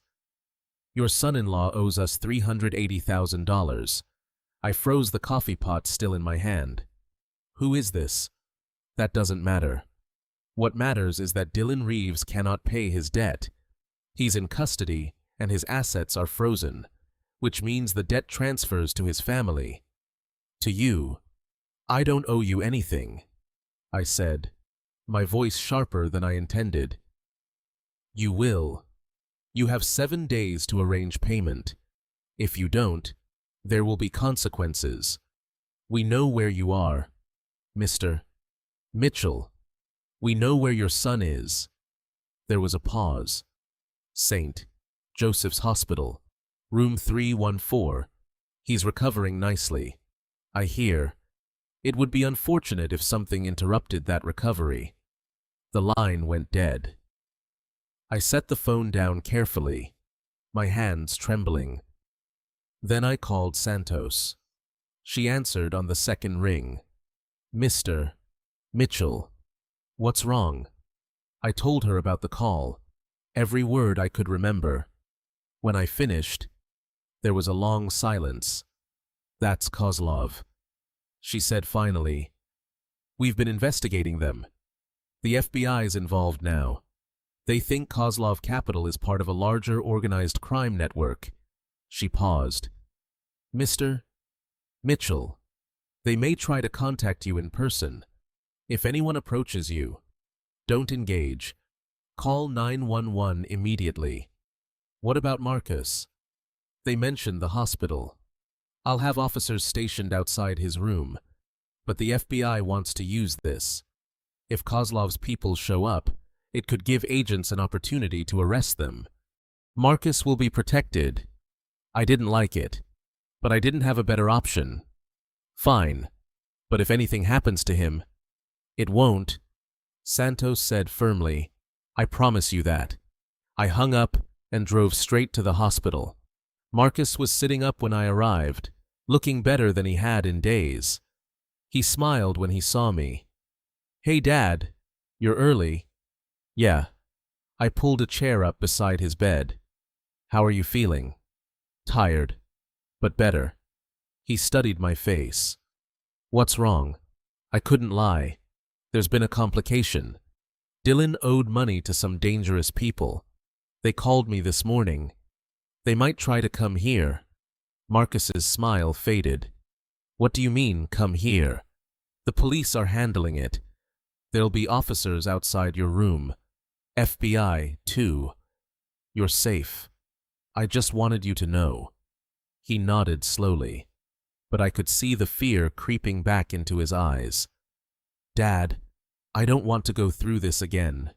You won't, I said, reaching over to grip his hand. I won't let anything happen to you. I promise. Around mid-afternoon, I heard footsteps in the hallway. Heavy, deliberate. 2 men appeared in the doorway. One was tall, maybe 6'2", with broad shoulders and a black jacket. The other was shorter, stockier, with a hard face and cold eyes. The tall one stepped inside. Mr.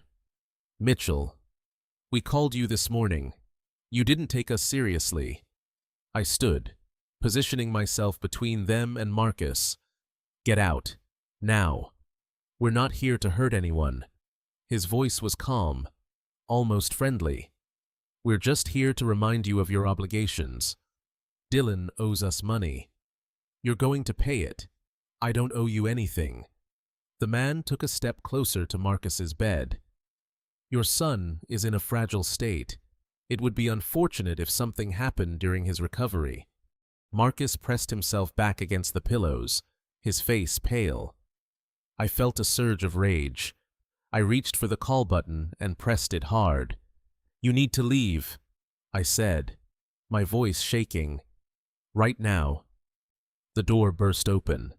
2 men in dark suits stepped into the room, badges already raised. FBI. Step away from the bed. Hands where we can see them. The tall man froze. The shorter one lunged toward the door, but the second FBI agent grabbed his arm and twisted it behind his back. Within seconds, he was face down on the floor, hands being cuffed. The tall man raised his hands slowly. On your knees, the first agent ordered. The tall man complied, sinking down as the agent cuffed him. The FBI agents hauled both men to their feet and led them out of the room. The whole thing had taken less than a minute. One of the agents, a man in his 40s with graying hair, stayed behind. He flashed his badge at me. Special Agent Harris, FBI, Mr. Mitchell. Are you and your son all right? I nodded, though my heart was still racing. Marcus looked like he might be sick. What just happened? We've been tracking Kozlov's operation for 6 months, Foster explained. When Detective Santos informed us about the threat this morning, we positioned agents outside this hospital. Those two are low-level enforcers, but they'll give us the leverage we need. We've already identified the head of the organization, a man named Viktor Kozlov, operating out of Las Vegas. With this arrest, we have probable cause to move in on him. I sank into the chair. So, it's over. Not yet, but soon. Foster glanced at Marcus. We'll have agents stationed outside this room around the clock until Kozlov's network is dismantled. You and your son are safe. I looked at Marcus, whose eyes were wide with lingering fear. I reached over and took his hand. It's okay. They're gone. You're safe. Marcus's voice was barely a whisper. Dad, I was so scared. I know, but it's over now. Agent Harris stepped toward the door. Mr. Mitchell, one more thing. Viktor Kozlov will be in custody within 48 hours. When he is, this debt disappears. Dylan's choices are not your responsibility. Thank you, I said, my voice hoarse. Foster nodded and left. A uniformed officer took up position outside the door. I stayed beside Marcus, holding his hand until his breathing slowed. Dad, he said after a long silence. Yeah. I don't think I can take much more of this. I squeezed his hand gently. You won't have to. We're almost through it. I promise.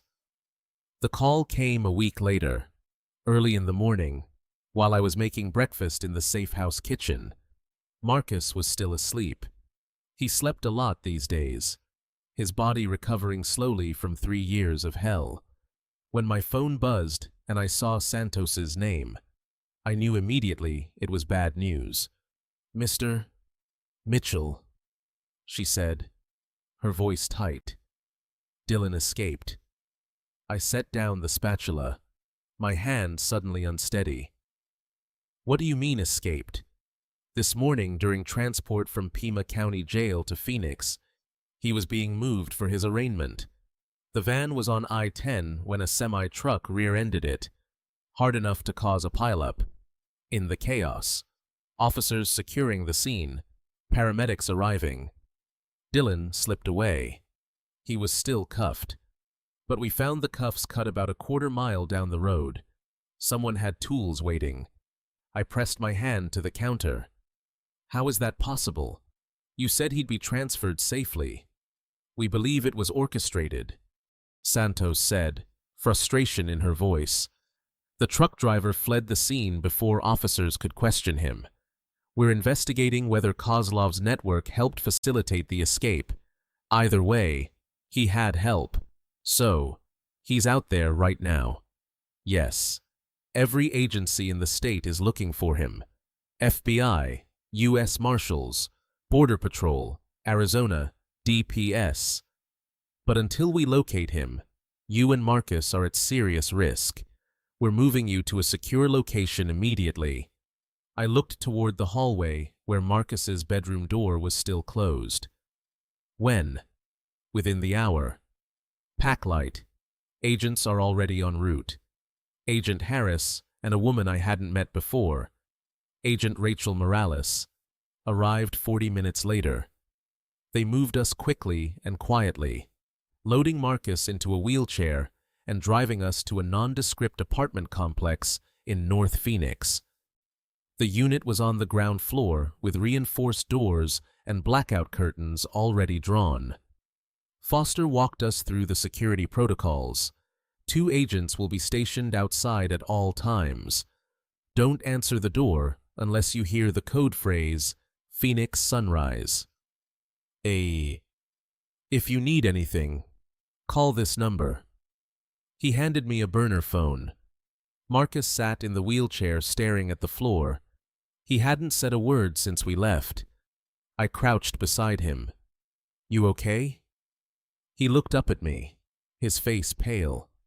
"Dad, what if he finds us?" I wanted to tell him that was impossible, but the truth was, I didn't know. Dylan had fooled everyone for years. He'd taken my wife's life without anyone suspecting. He'd locked my son in an attic, and now he was out there desperate and dangerous.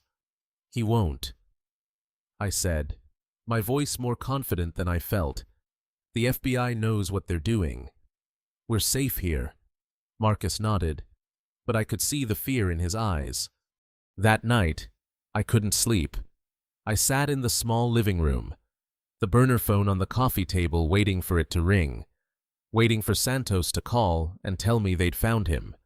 But the call didn't come. 2 days passed. Marcus improved slightly.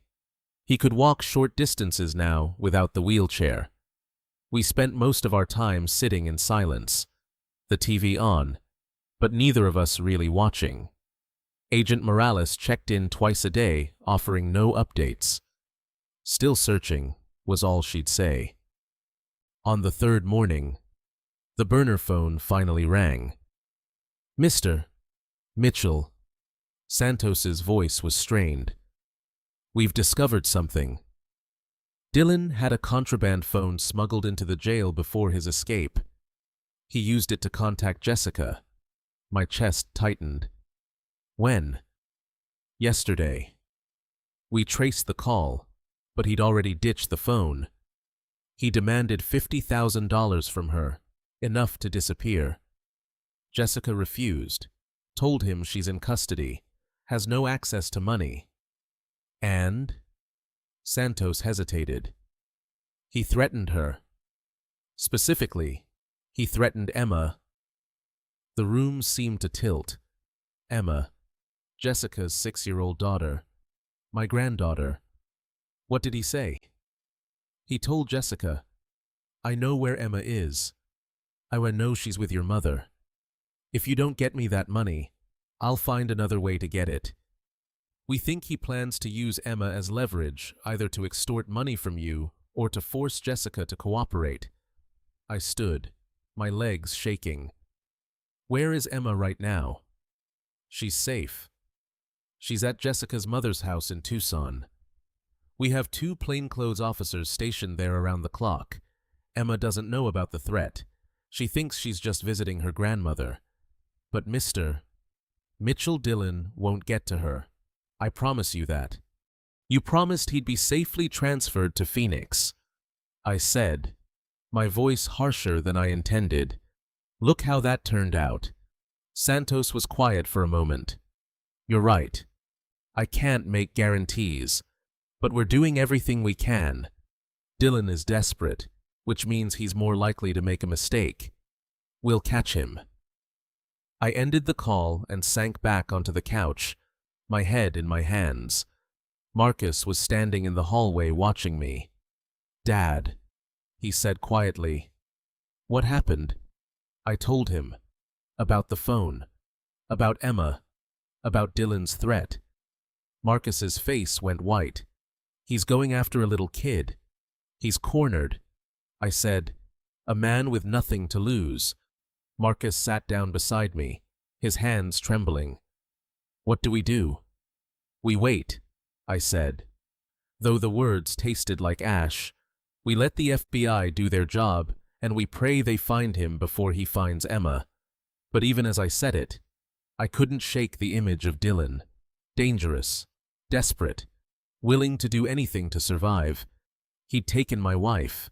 He'd imprisoned my son, and now he was threatening my granddaughter. I thought about the promises I'd made to Marcus, that he was safe, that Dylan couldn't hurt him anymore. And I wondered how many more of those promises would shatter before this was over. Santos called me 3 days after Dylan's escape. "Mr. Mitchell, I think we have a way to catch him, but I need your permission first." I was in the safe house, Marcus asleep in the next room.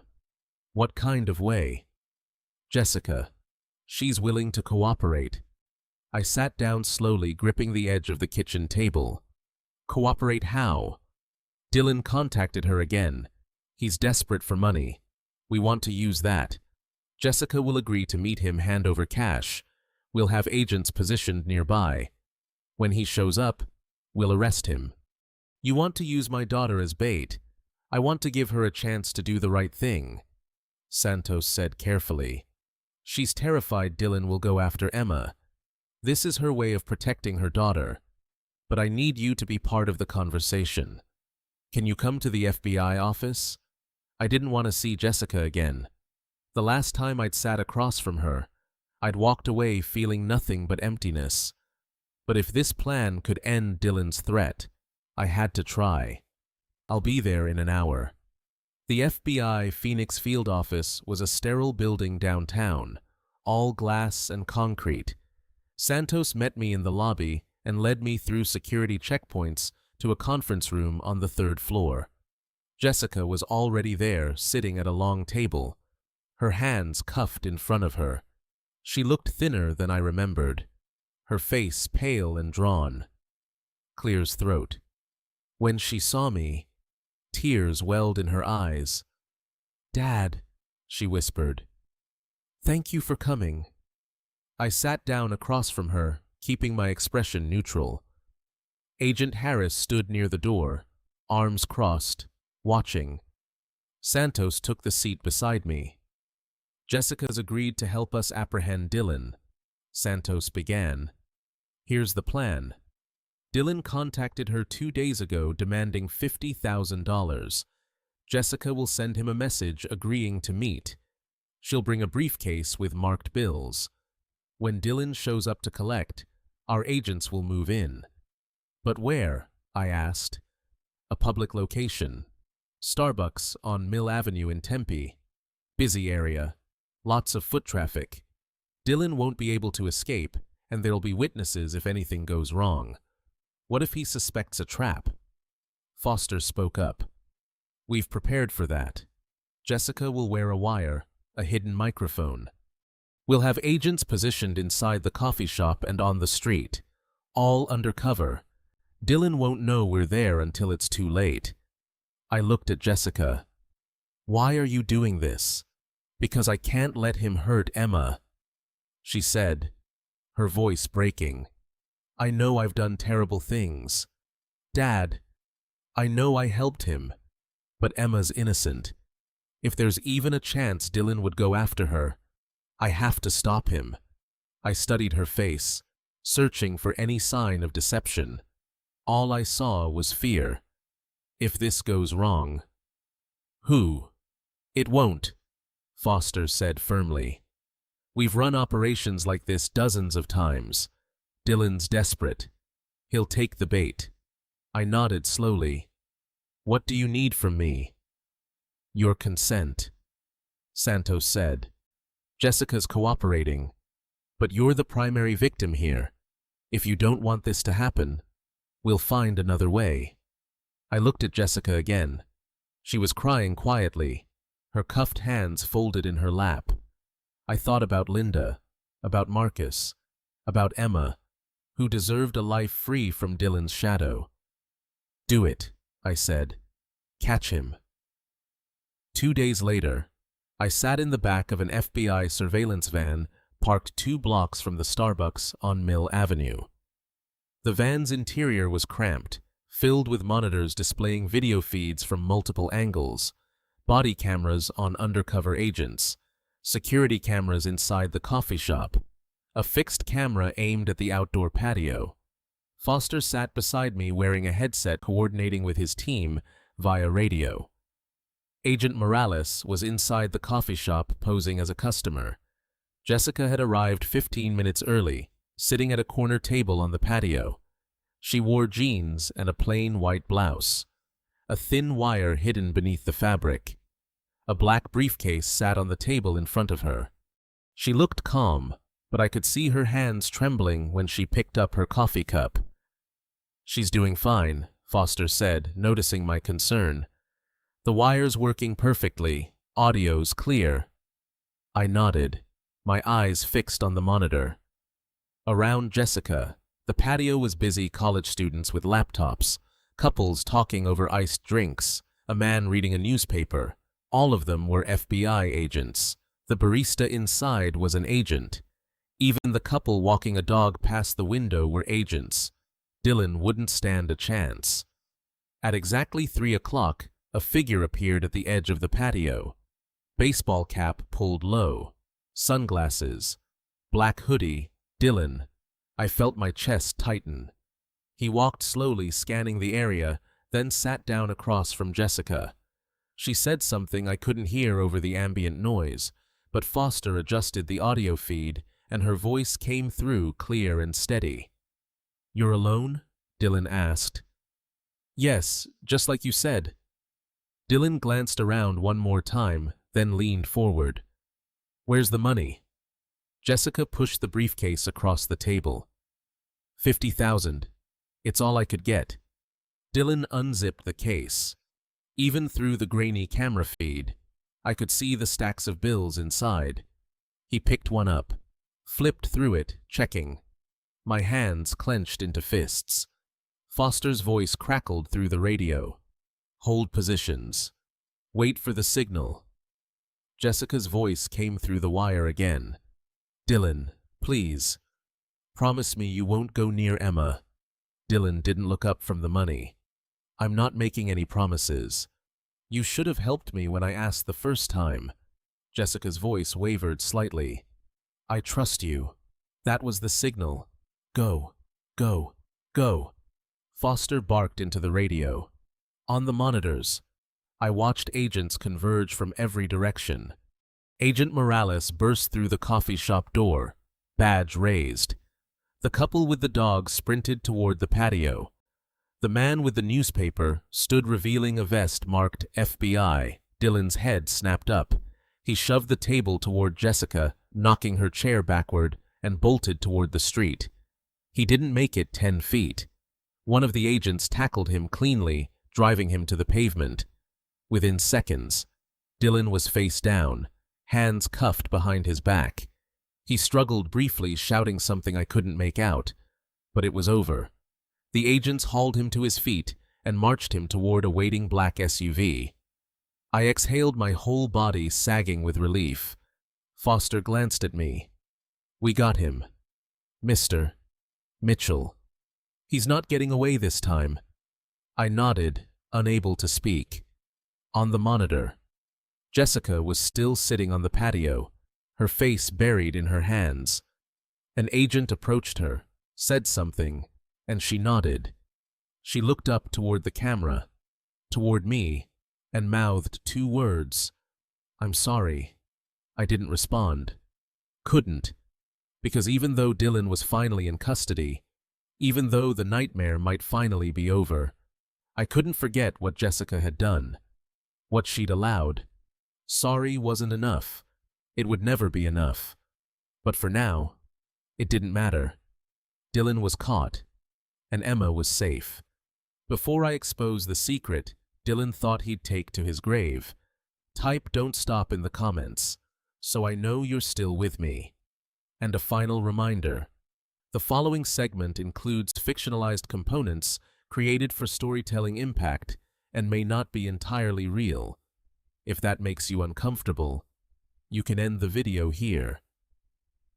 The coffee shop on Mill Avenue had been quiet for exactly 4 seconds after Agent Harris gave the command. Dylan bolted not toward the door, but through the outdoor patio, knocking over a chair and a small potted cactus. He made it maybe 10 feet before Foster tackled him from behind, driving him face first into the red brick pavement. 2 other agents swarmed in, wrenching Dylan's arms behind his back and snapping on the cuffs with a metallic click. I stood beside the FBI surveillance van, my hands shaking.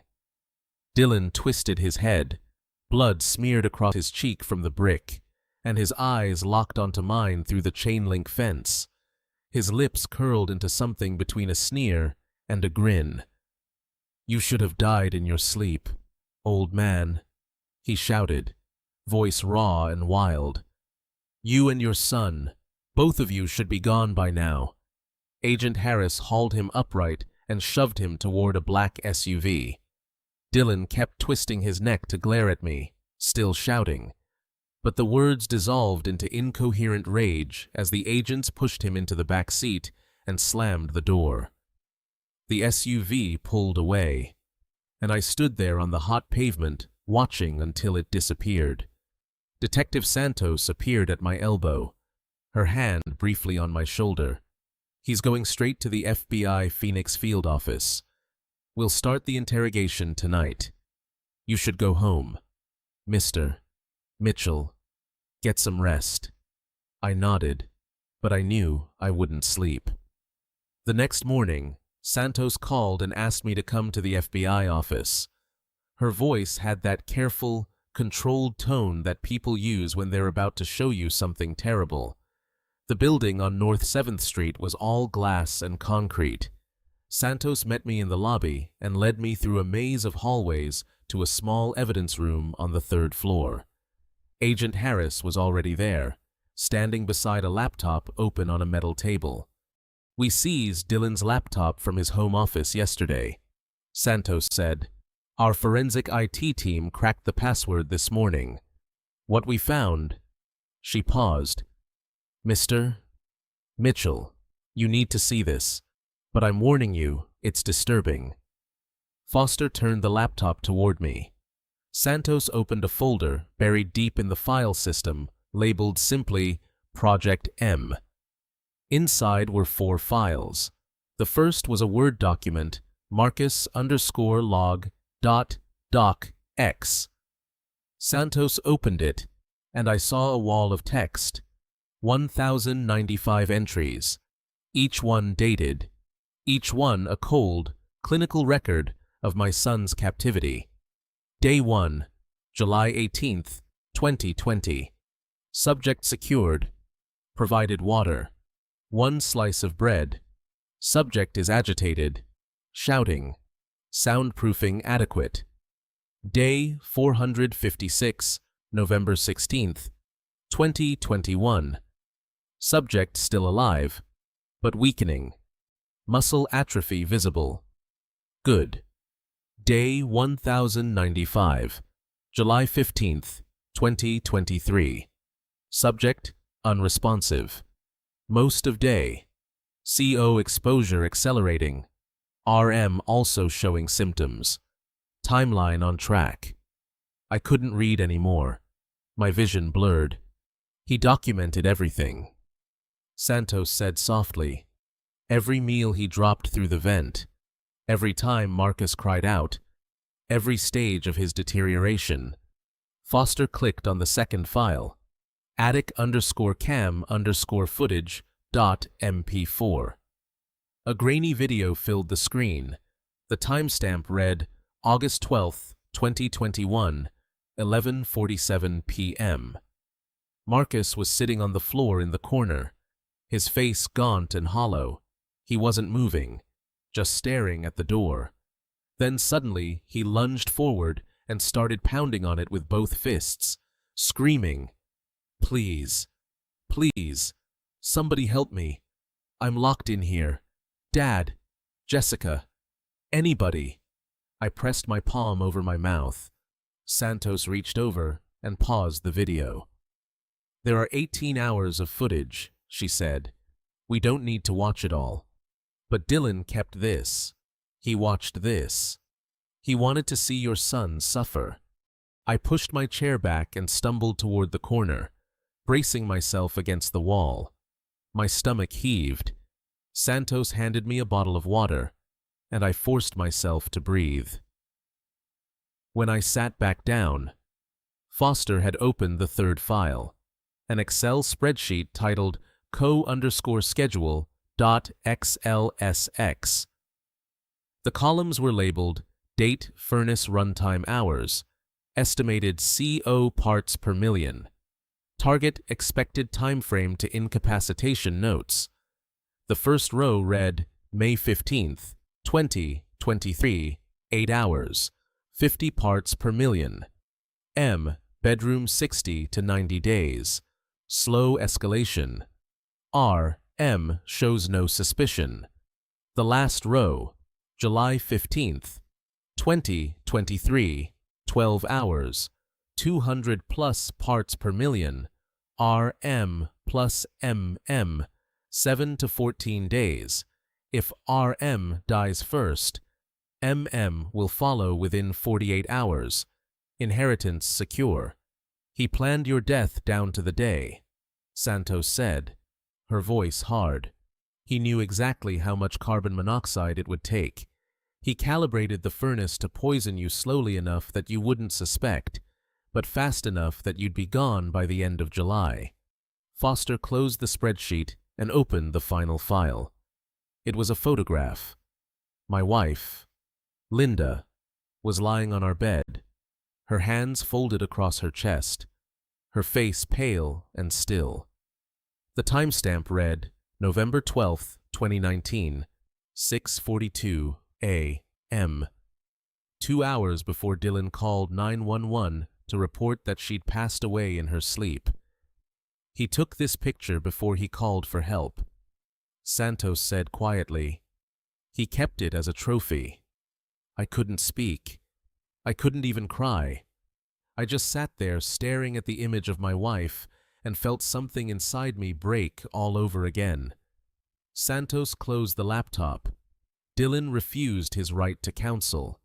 She said, during the interrogation last night, he told us, and I quote, "I'm only sorry I didn't finish the job. He has no remorse. Mr. Mitchell. He's a sociopath." I swallowed hard. What happens now? Arraignment is scheduled for next week at the Maricopa County Superior Court. Santos replied, "You and Marcus will need to testify, but I want you to understand something. Dylan isn't walking away from this. The evidence is overwhelming.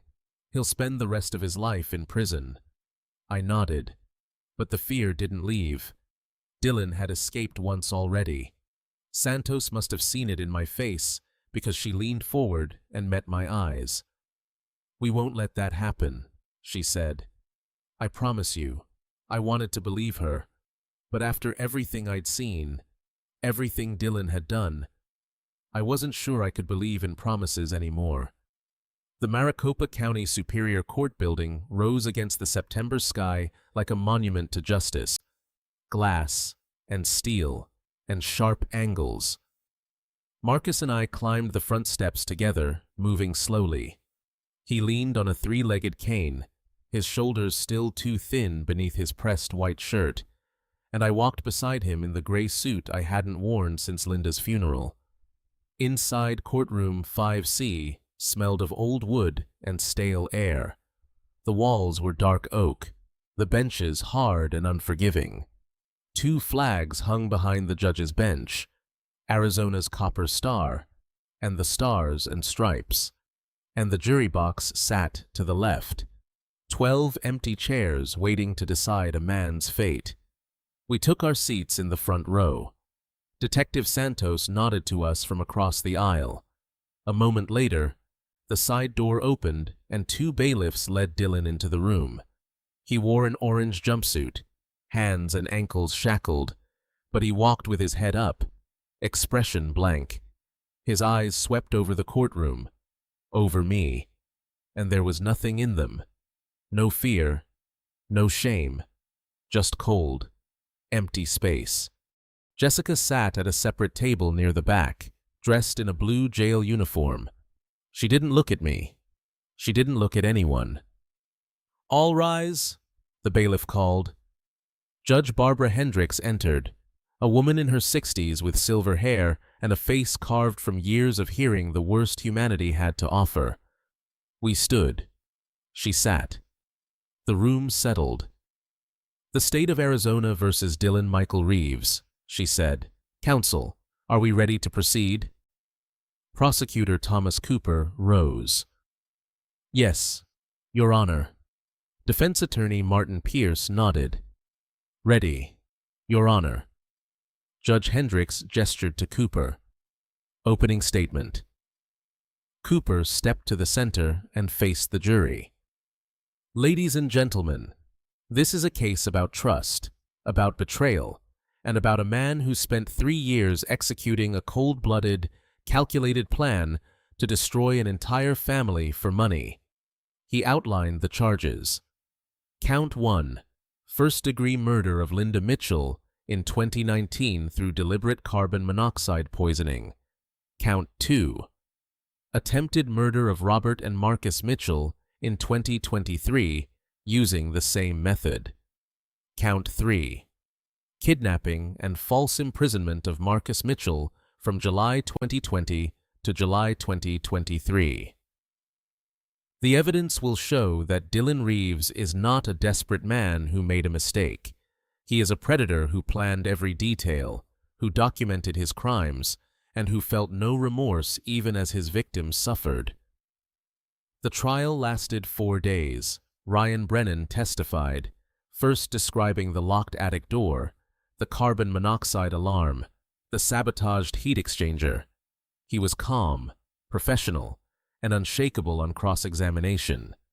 Detective Santos followed, walking the jury through the forensic evidence.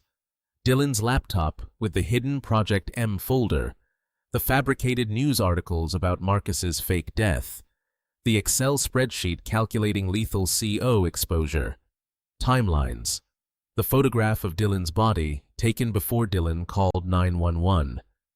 The jury sat in silence. Then Marcus took the stand. He gripped the railing as he swore the oath, his hand trembling. Cooper asked him to describe his captivity. Marcus's voice was thin, fragile, but it carried. "I was locked in that room for 3 years," he said. "Dylan drugged me the night I arrived. When I woke up, the door was bolted. He fed me through a vent, bread, water, canned beans. There was no toilet, just a bucket. No light except what came through a crack in the roof. I screamed until my throat bled. I pounded on the door until my hands broke. No one came." He looked at Dylan. "He told me I was just an obstacle, that he'd keep me there until no one remembered I existed. And when I started getting sick, when the headaches got so bad I couldn't stand, he told me it was carbon monoxide. He said, 'You and your father will be gone soon, and then everything will be mine.'" Dylan didn't blink. Pierce had no questions. Finally, Cooper called me. I walked to the stand, placed my hand on the Bible, and swore to tell the truth. Cooper asked me to describe my relationship with Dylan. "Dylan came into our lives in 2018, I said. "He married my daughter. He was kind, helpful, respectful. I trusted him, and he used that trust to plan my wife's death, to imprison my son, and to try to take everything we had." My voice cracked. "I will never forgive myself for not seeing it sooner." Cooper nodded gently. "Thank you, Mr. Mitchell." No further questions. Pierce stood, hesitated, then sat back down. "No cross. Your Honor." Closing arguments were swift. "Cooper, this is not a case of desperation. This is a case of evil." Pierce, "My client is guilty, but he is also human. I ask for mercy." The jury deliberated for 4 hours. When they returned, the foreperson stood and read the verdict. "We, the jury, find the defendant, Dylan Michael Reeves, guilty on count 1, first-degree murder, guilty on count 2, attempted murder, 2 counts, guilty on count 3, kidnapping and false imprisonment." Marcus gripped my hand. Dylan stared straight ahead. Judge Hendricks asked if Dylan had anything to say before sentencing. Dylan stood. He looked directly at me, and for the first time, something flickered in his eyes. I'm only sorry," he said slowly, "that I didn't finish what I started." The courtroom froze. Judge Hendricks's face hardened. "Dylan Reeves, you are sentenced to life in prison without the possibility of parole for count 1. You will serve an additional 30 years consecutive for counts 2 and 3. You will never walk free again. 2 bailiffs moved in. Dylan was led away, shackles clinking against the tile floor. Marcus and I walked out into the bright Phoenix afternoon. He stopped on the courthouse steps and looked at me. "Dad," he said, "we won." I wanted to believe him, but Linda was gone. Marcus had lost 3 years he'd never get back. Jessica was going to prison. Emma would grow up without her mother. "There are no son," I said softly. "There are no winners in this story." He squeezed my shoulder, and we walked toward the car. 2 men carrying wounds that would never fully heal. The headstone was simple, polished gray granite, with her name carved in clean letters. Linda Ann Mitchell, 1955 to 2019, beloved wife and mother. I knelt on the grass, the July sun beating down on my shoulders, and placed a bouquet of white roses at the base. "Chattanooga," I whispered, "you left us too soon. You deserved so much better. I'm sorry I didn't protect you." My voice cracked. I touched the cool stone, tracing her name with my fingertips. "But I promise you, I'll take care of Marcus. I'll take care of Emma. I'll make sure your life meant something." Marcus stood a few feet behind me, leaning on his cane. He'd come a long way in 2 years. He'd gained back 30 pounds. His hair was neatly trimmed, and the hollow look in his eyes had softened. But his hands still trembled sometimes, a permanent reminder of the carbon monoxide that had nearly taken him. I stood brushing the dirt from my knees and turned to him. He smiled gently. "She would be proud of you, Dad," he said. "I hope so." We walked together along the cemetery path past rows of graves and flowering desert shrubs. The air smelled like sage and dry earth. "How's Sarah?" I asked. Marcus's face brightened. "She's good. Really good. It took a long time. Dad, when I first showed up at her door in Seattle, she didn't believe it was me. She thought I'd abandoned her and Lily." He paused, swallowing hard. "When I told her the truth, when I showed her the news reports, the court documents, she cried for a week. She kept saying, 'I'm sorry. I'm so sorry. I didn't know.'" "She had no way of knowing," I said. "We went to therapy together, couples counseling. It took months, but we got through it. And now we're rebuilding. We have a little place in Ballard. Lily's in kindergarten. She's amazing. Dad, she's smart and funny and so full of life." My chest tightened. "I'm so glad, son. You deserve that happiness." We reached a bench beneath the mesquite tree and sat down. "Have you been to see Jessica?" Marcus asked carefully. I nodded. "Last month. I drove out to Perryville. I'd visited Jessica at the women's prison. She wore a blue uniform, her hair cut short, her face bare of makeup. She looked older than 40. "I'm so sorry, Dad," she'd said through the glass partition, tears streaming. "I know I don't deserve your forgiveness. I know I failed you. I failed Marcus. I failed Emma." I'd finally said, "Jessica, you made terrible choices. You let fear control you. But Emma still needs to know her mother loves her.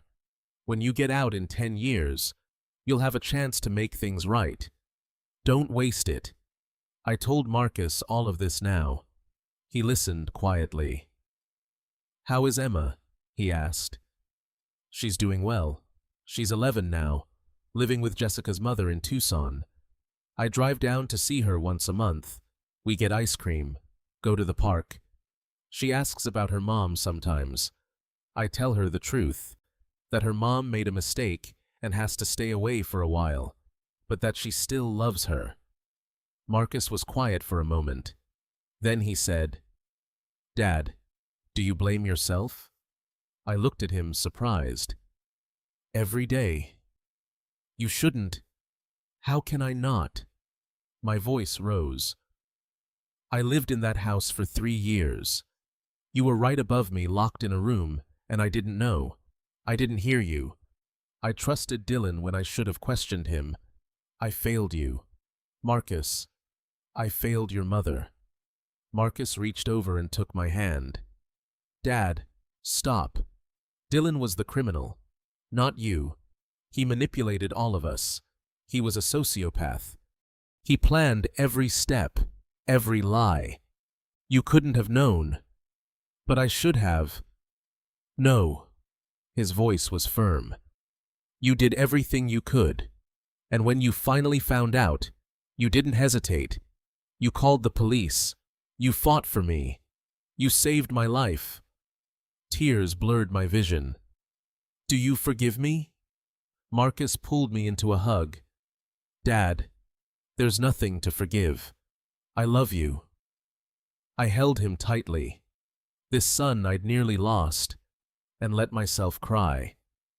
We left the cemetery together, walking toward the parking lot.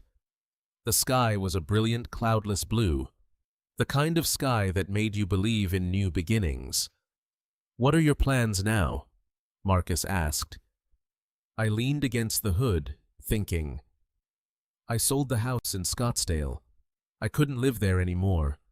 I bought a small apartment downtown near the hospital, and I've been volunteering. Volunteering? At a domestic violence center, I said.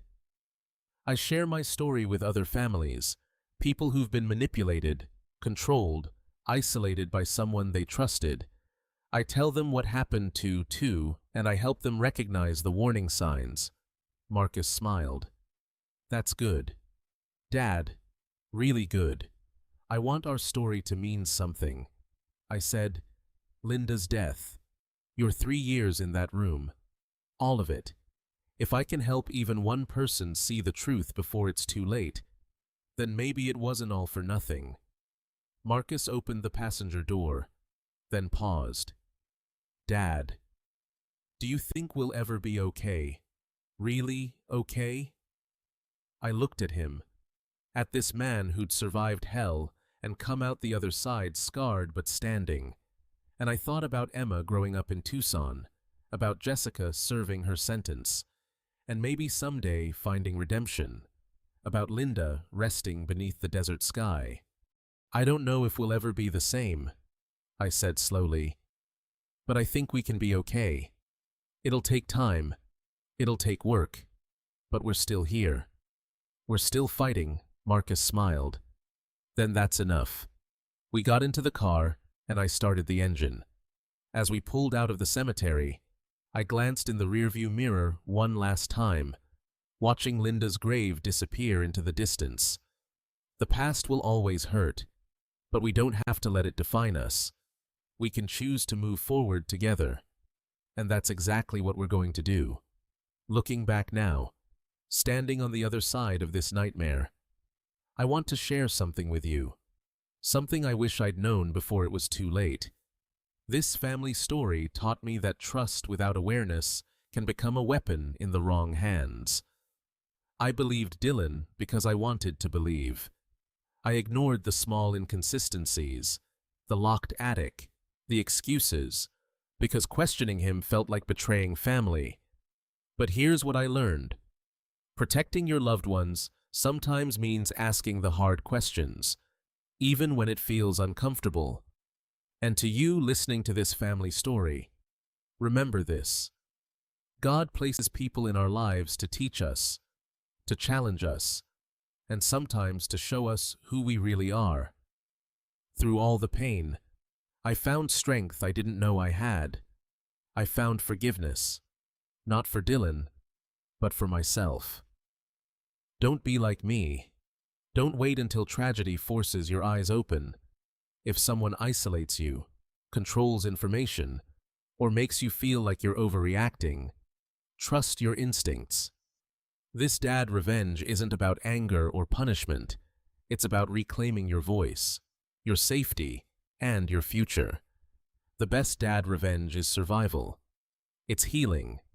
It's refusing to let betrayal define you. Marcus and I rebuilt our lives brick by brick. That's my dad revenge, choosing hope over hatred.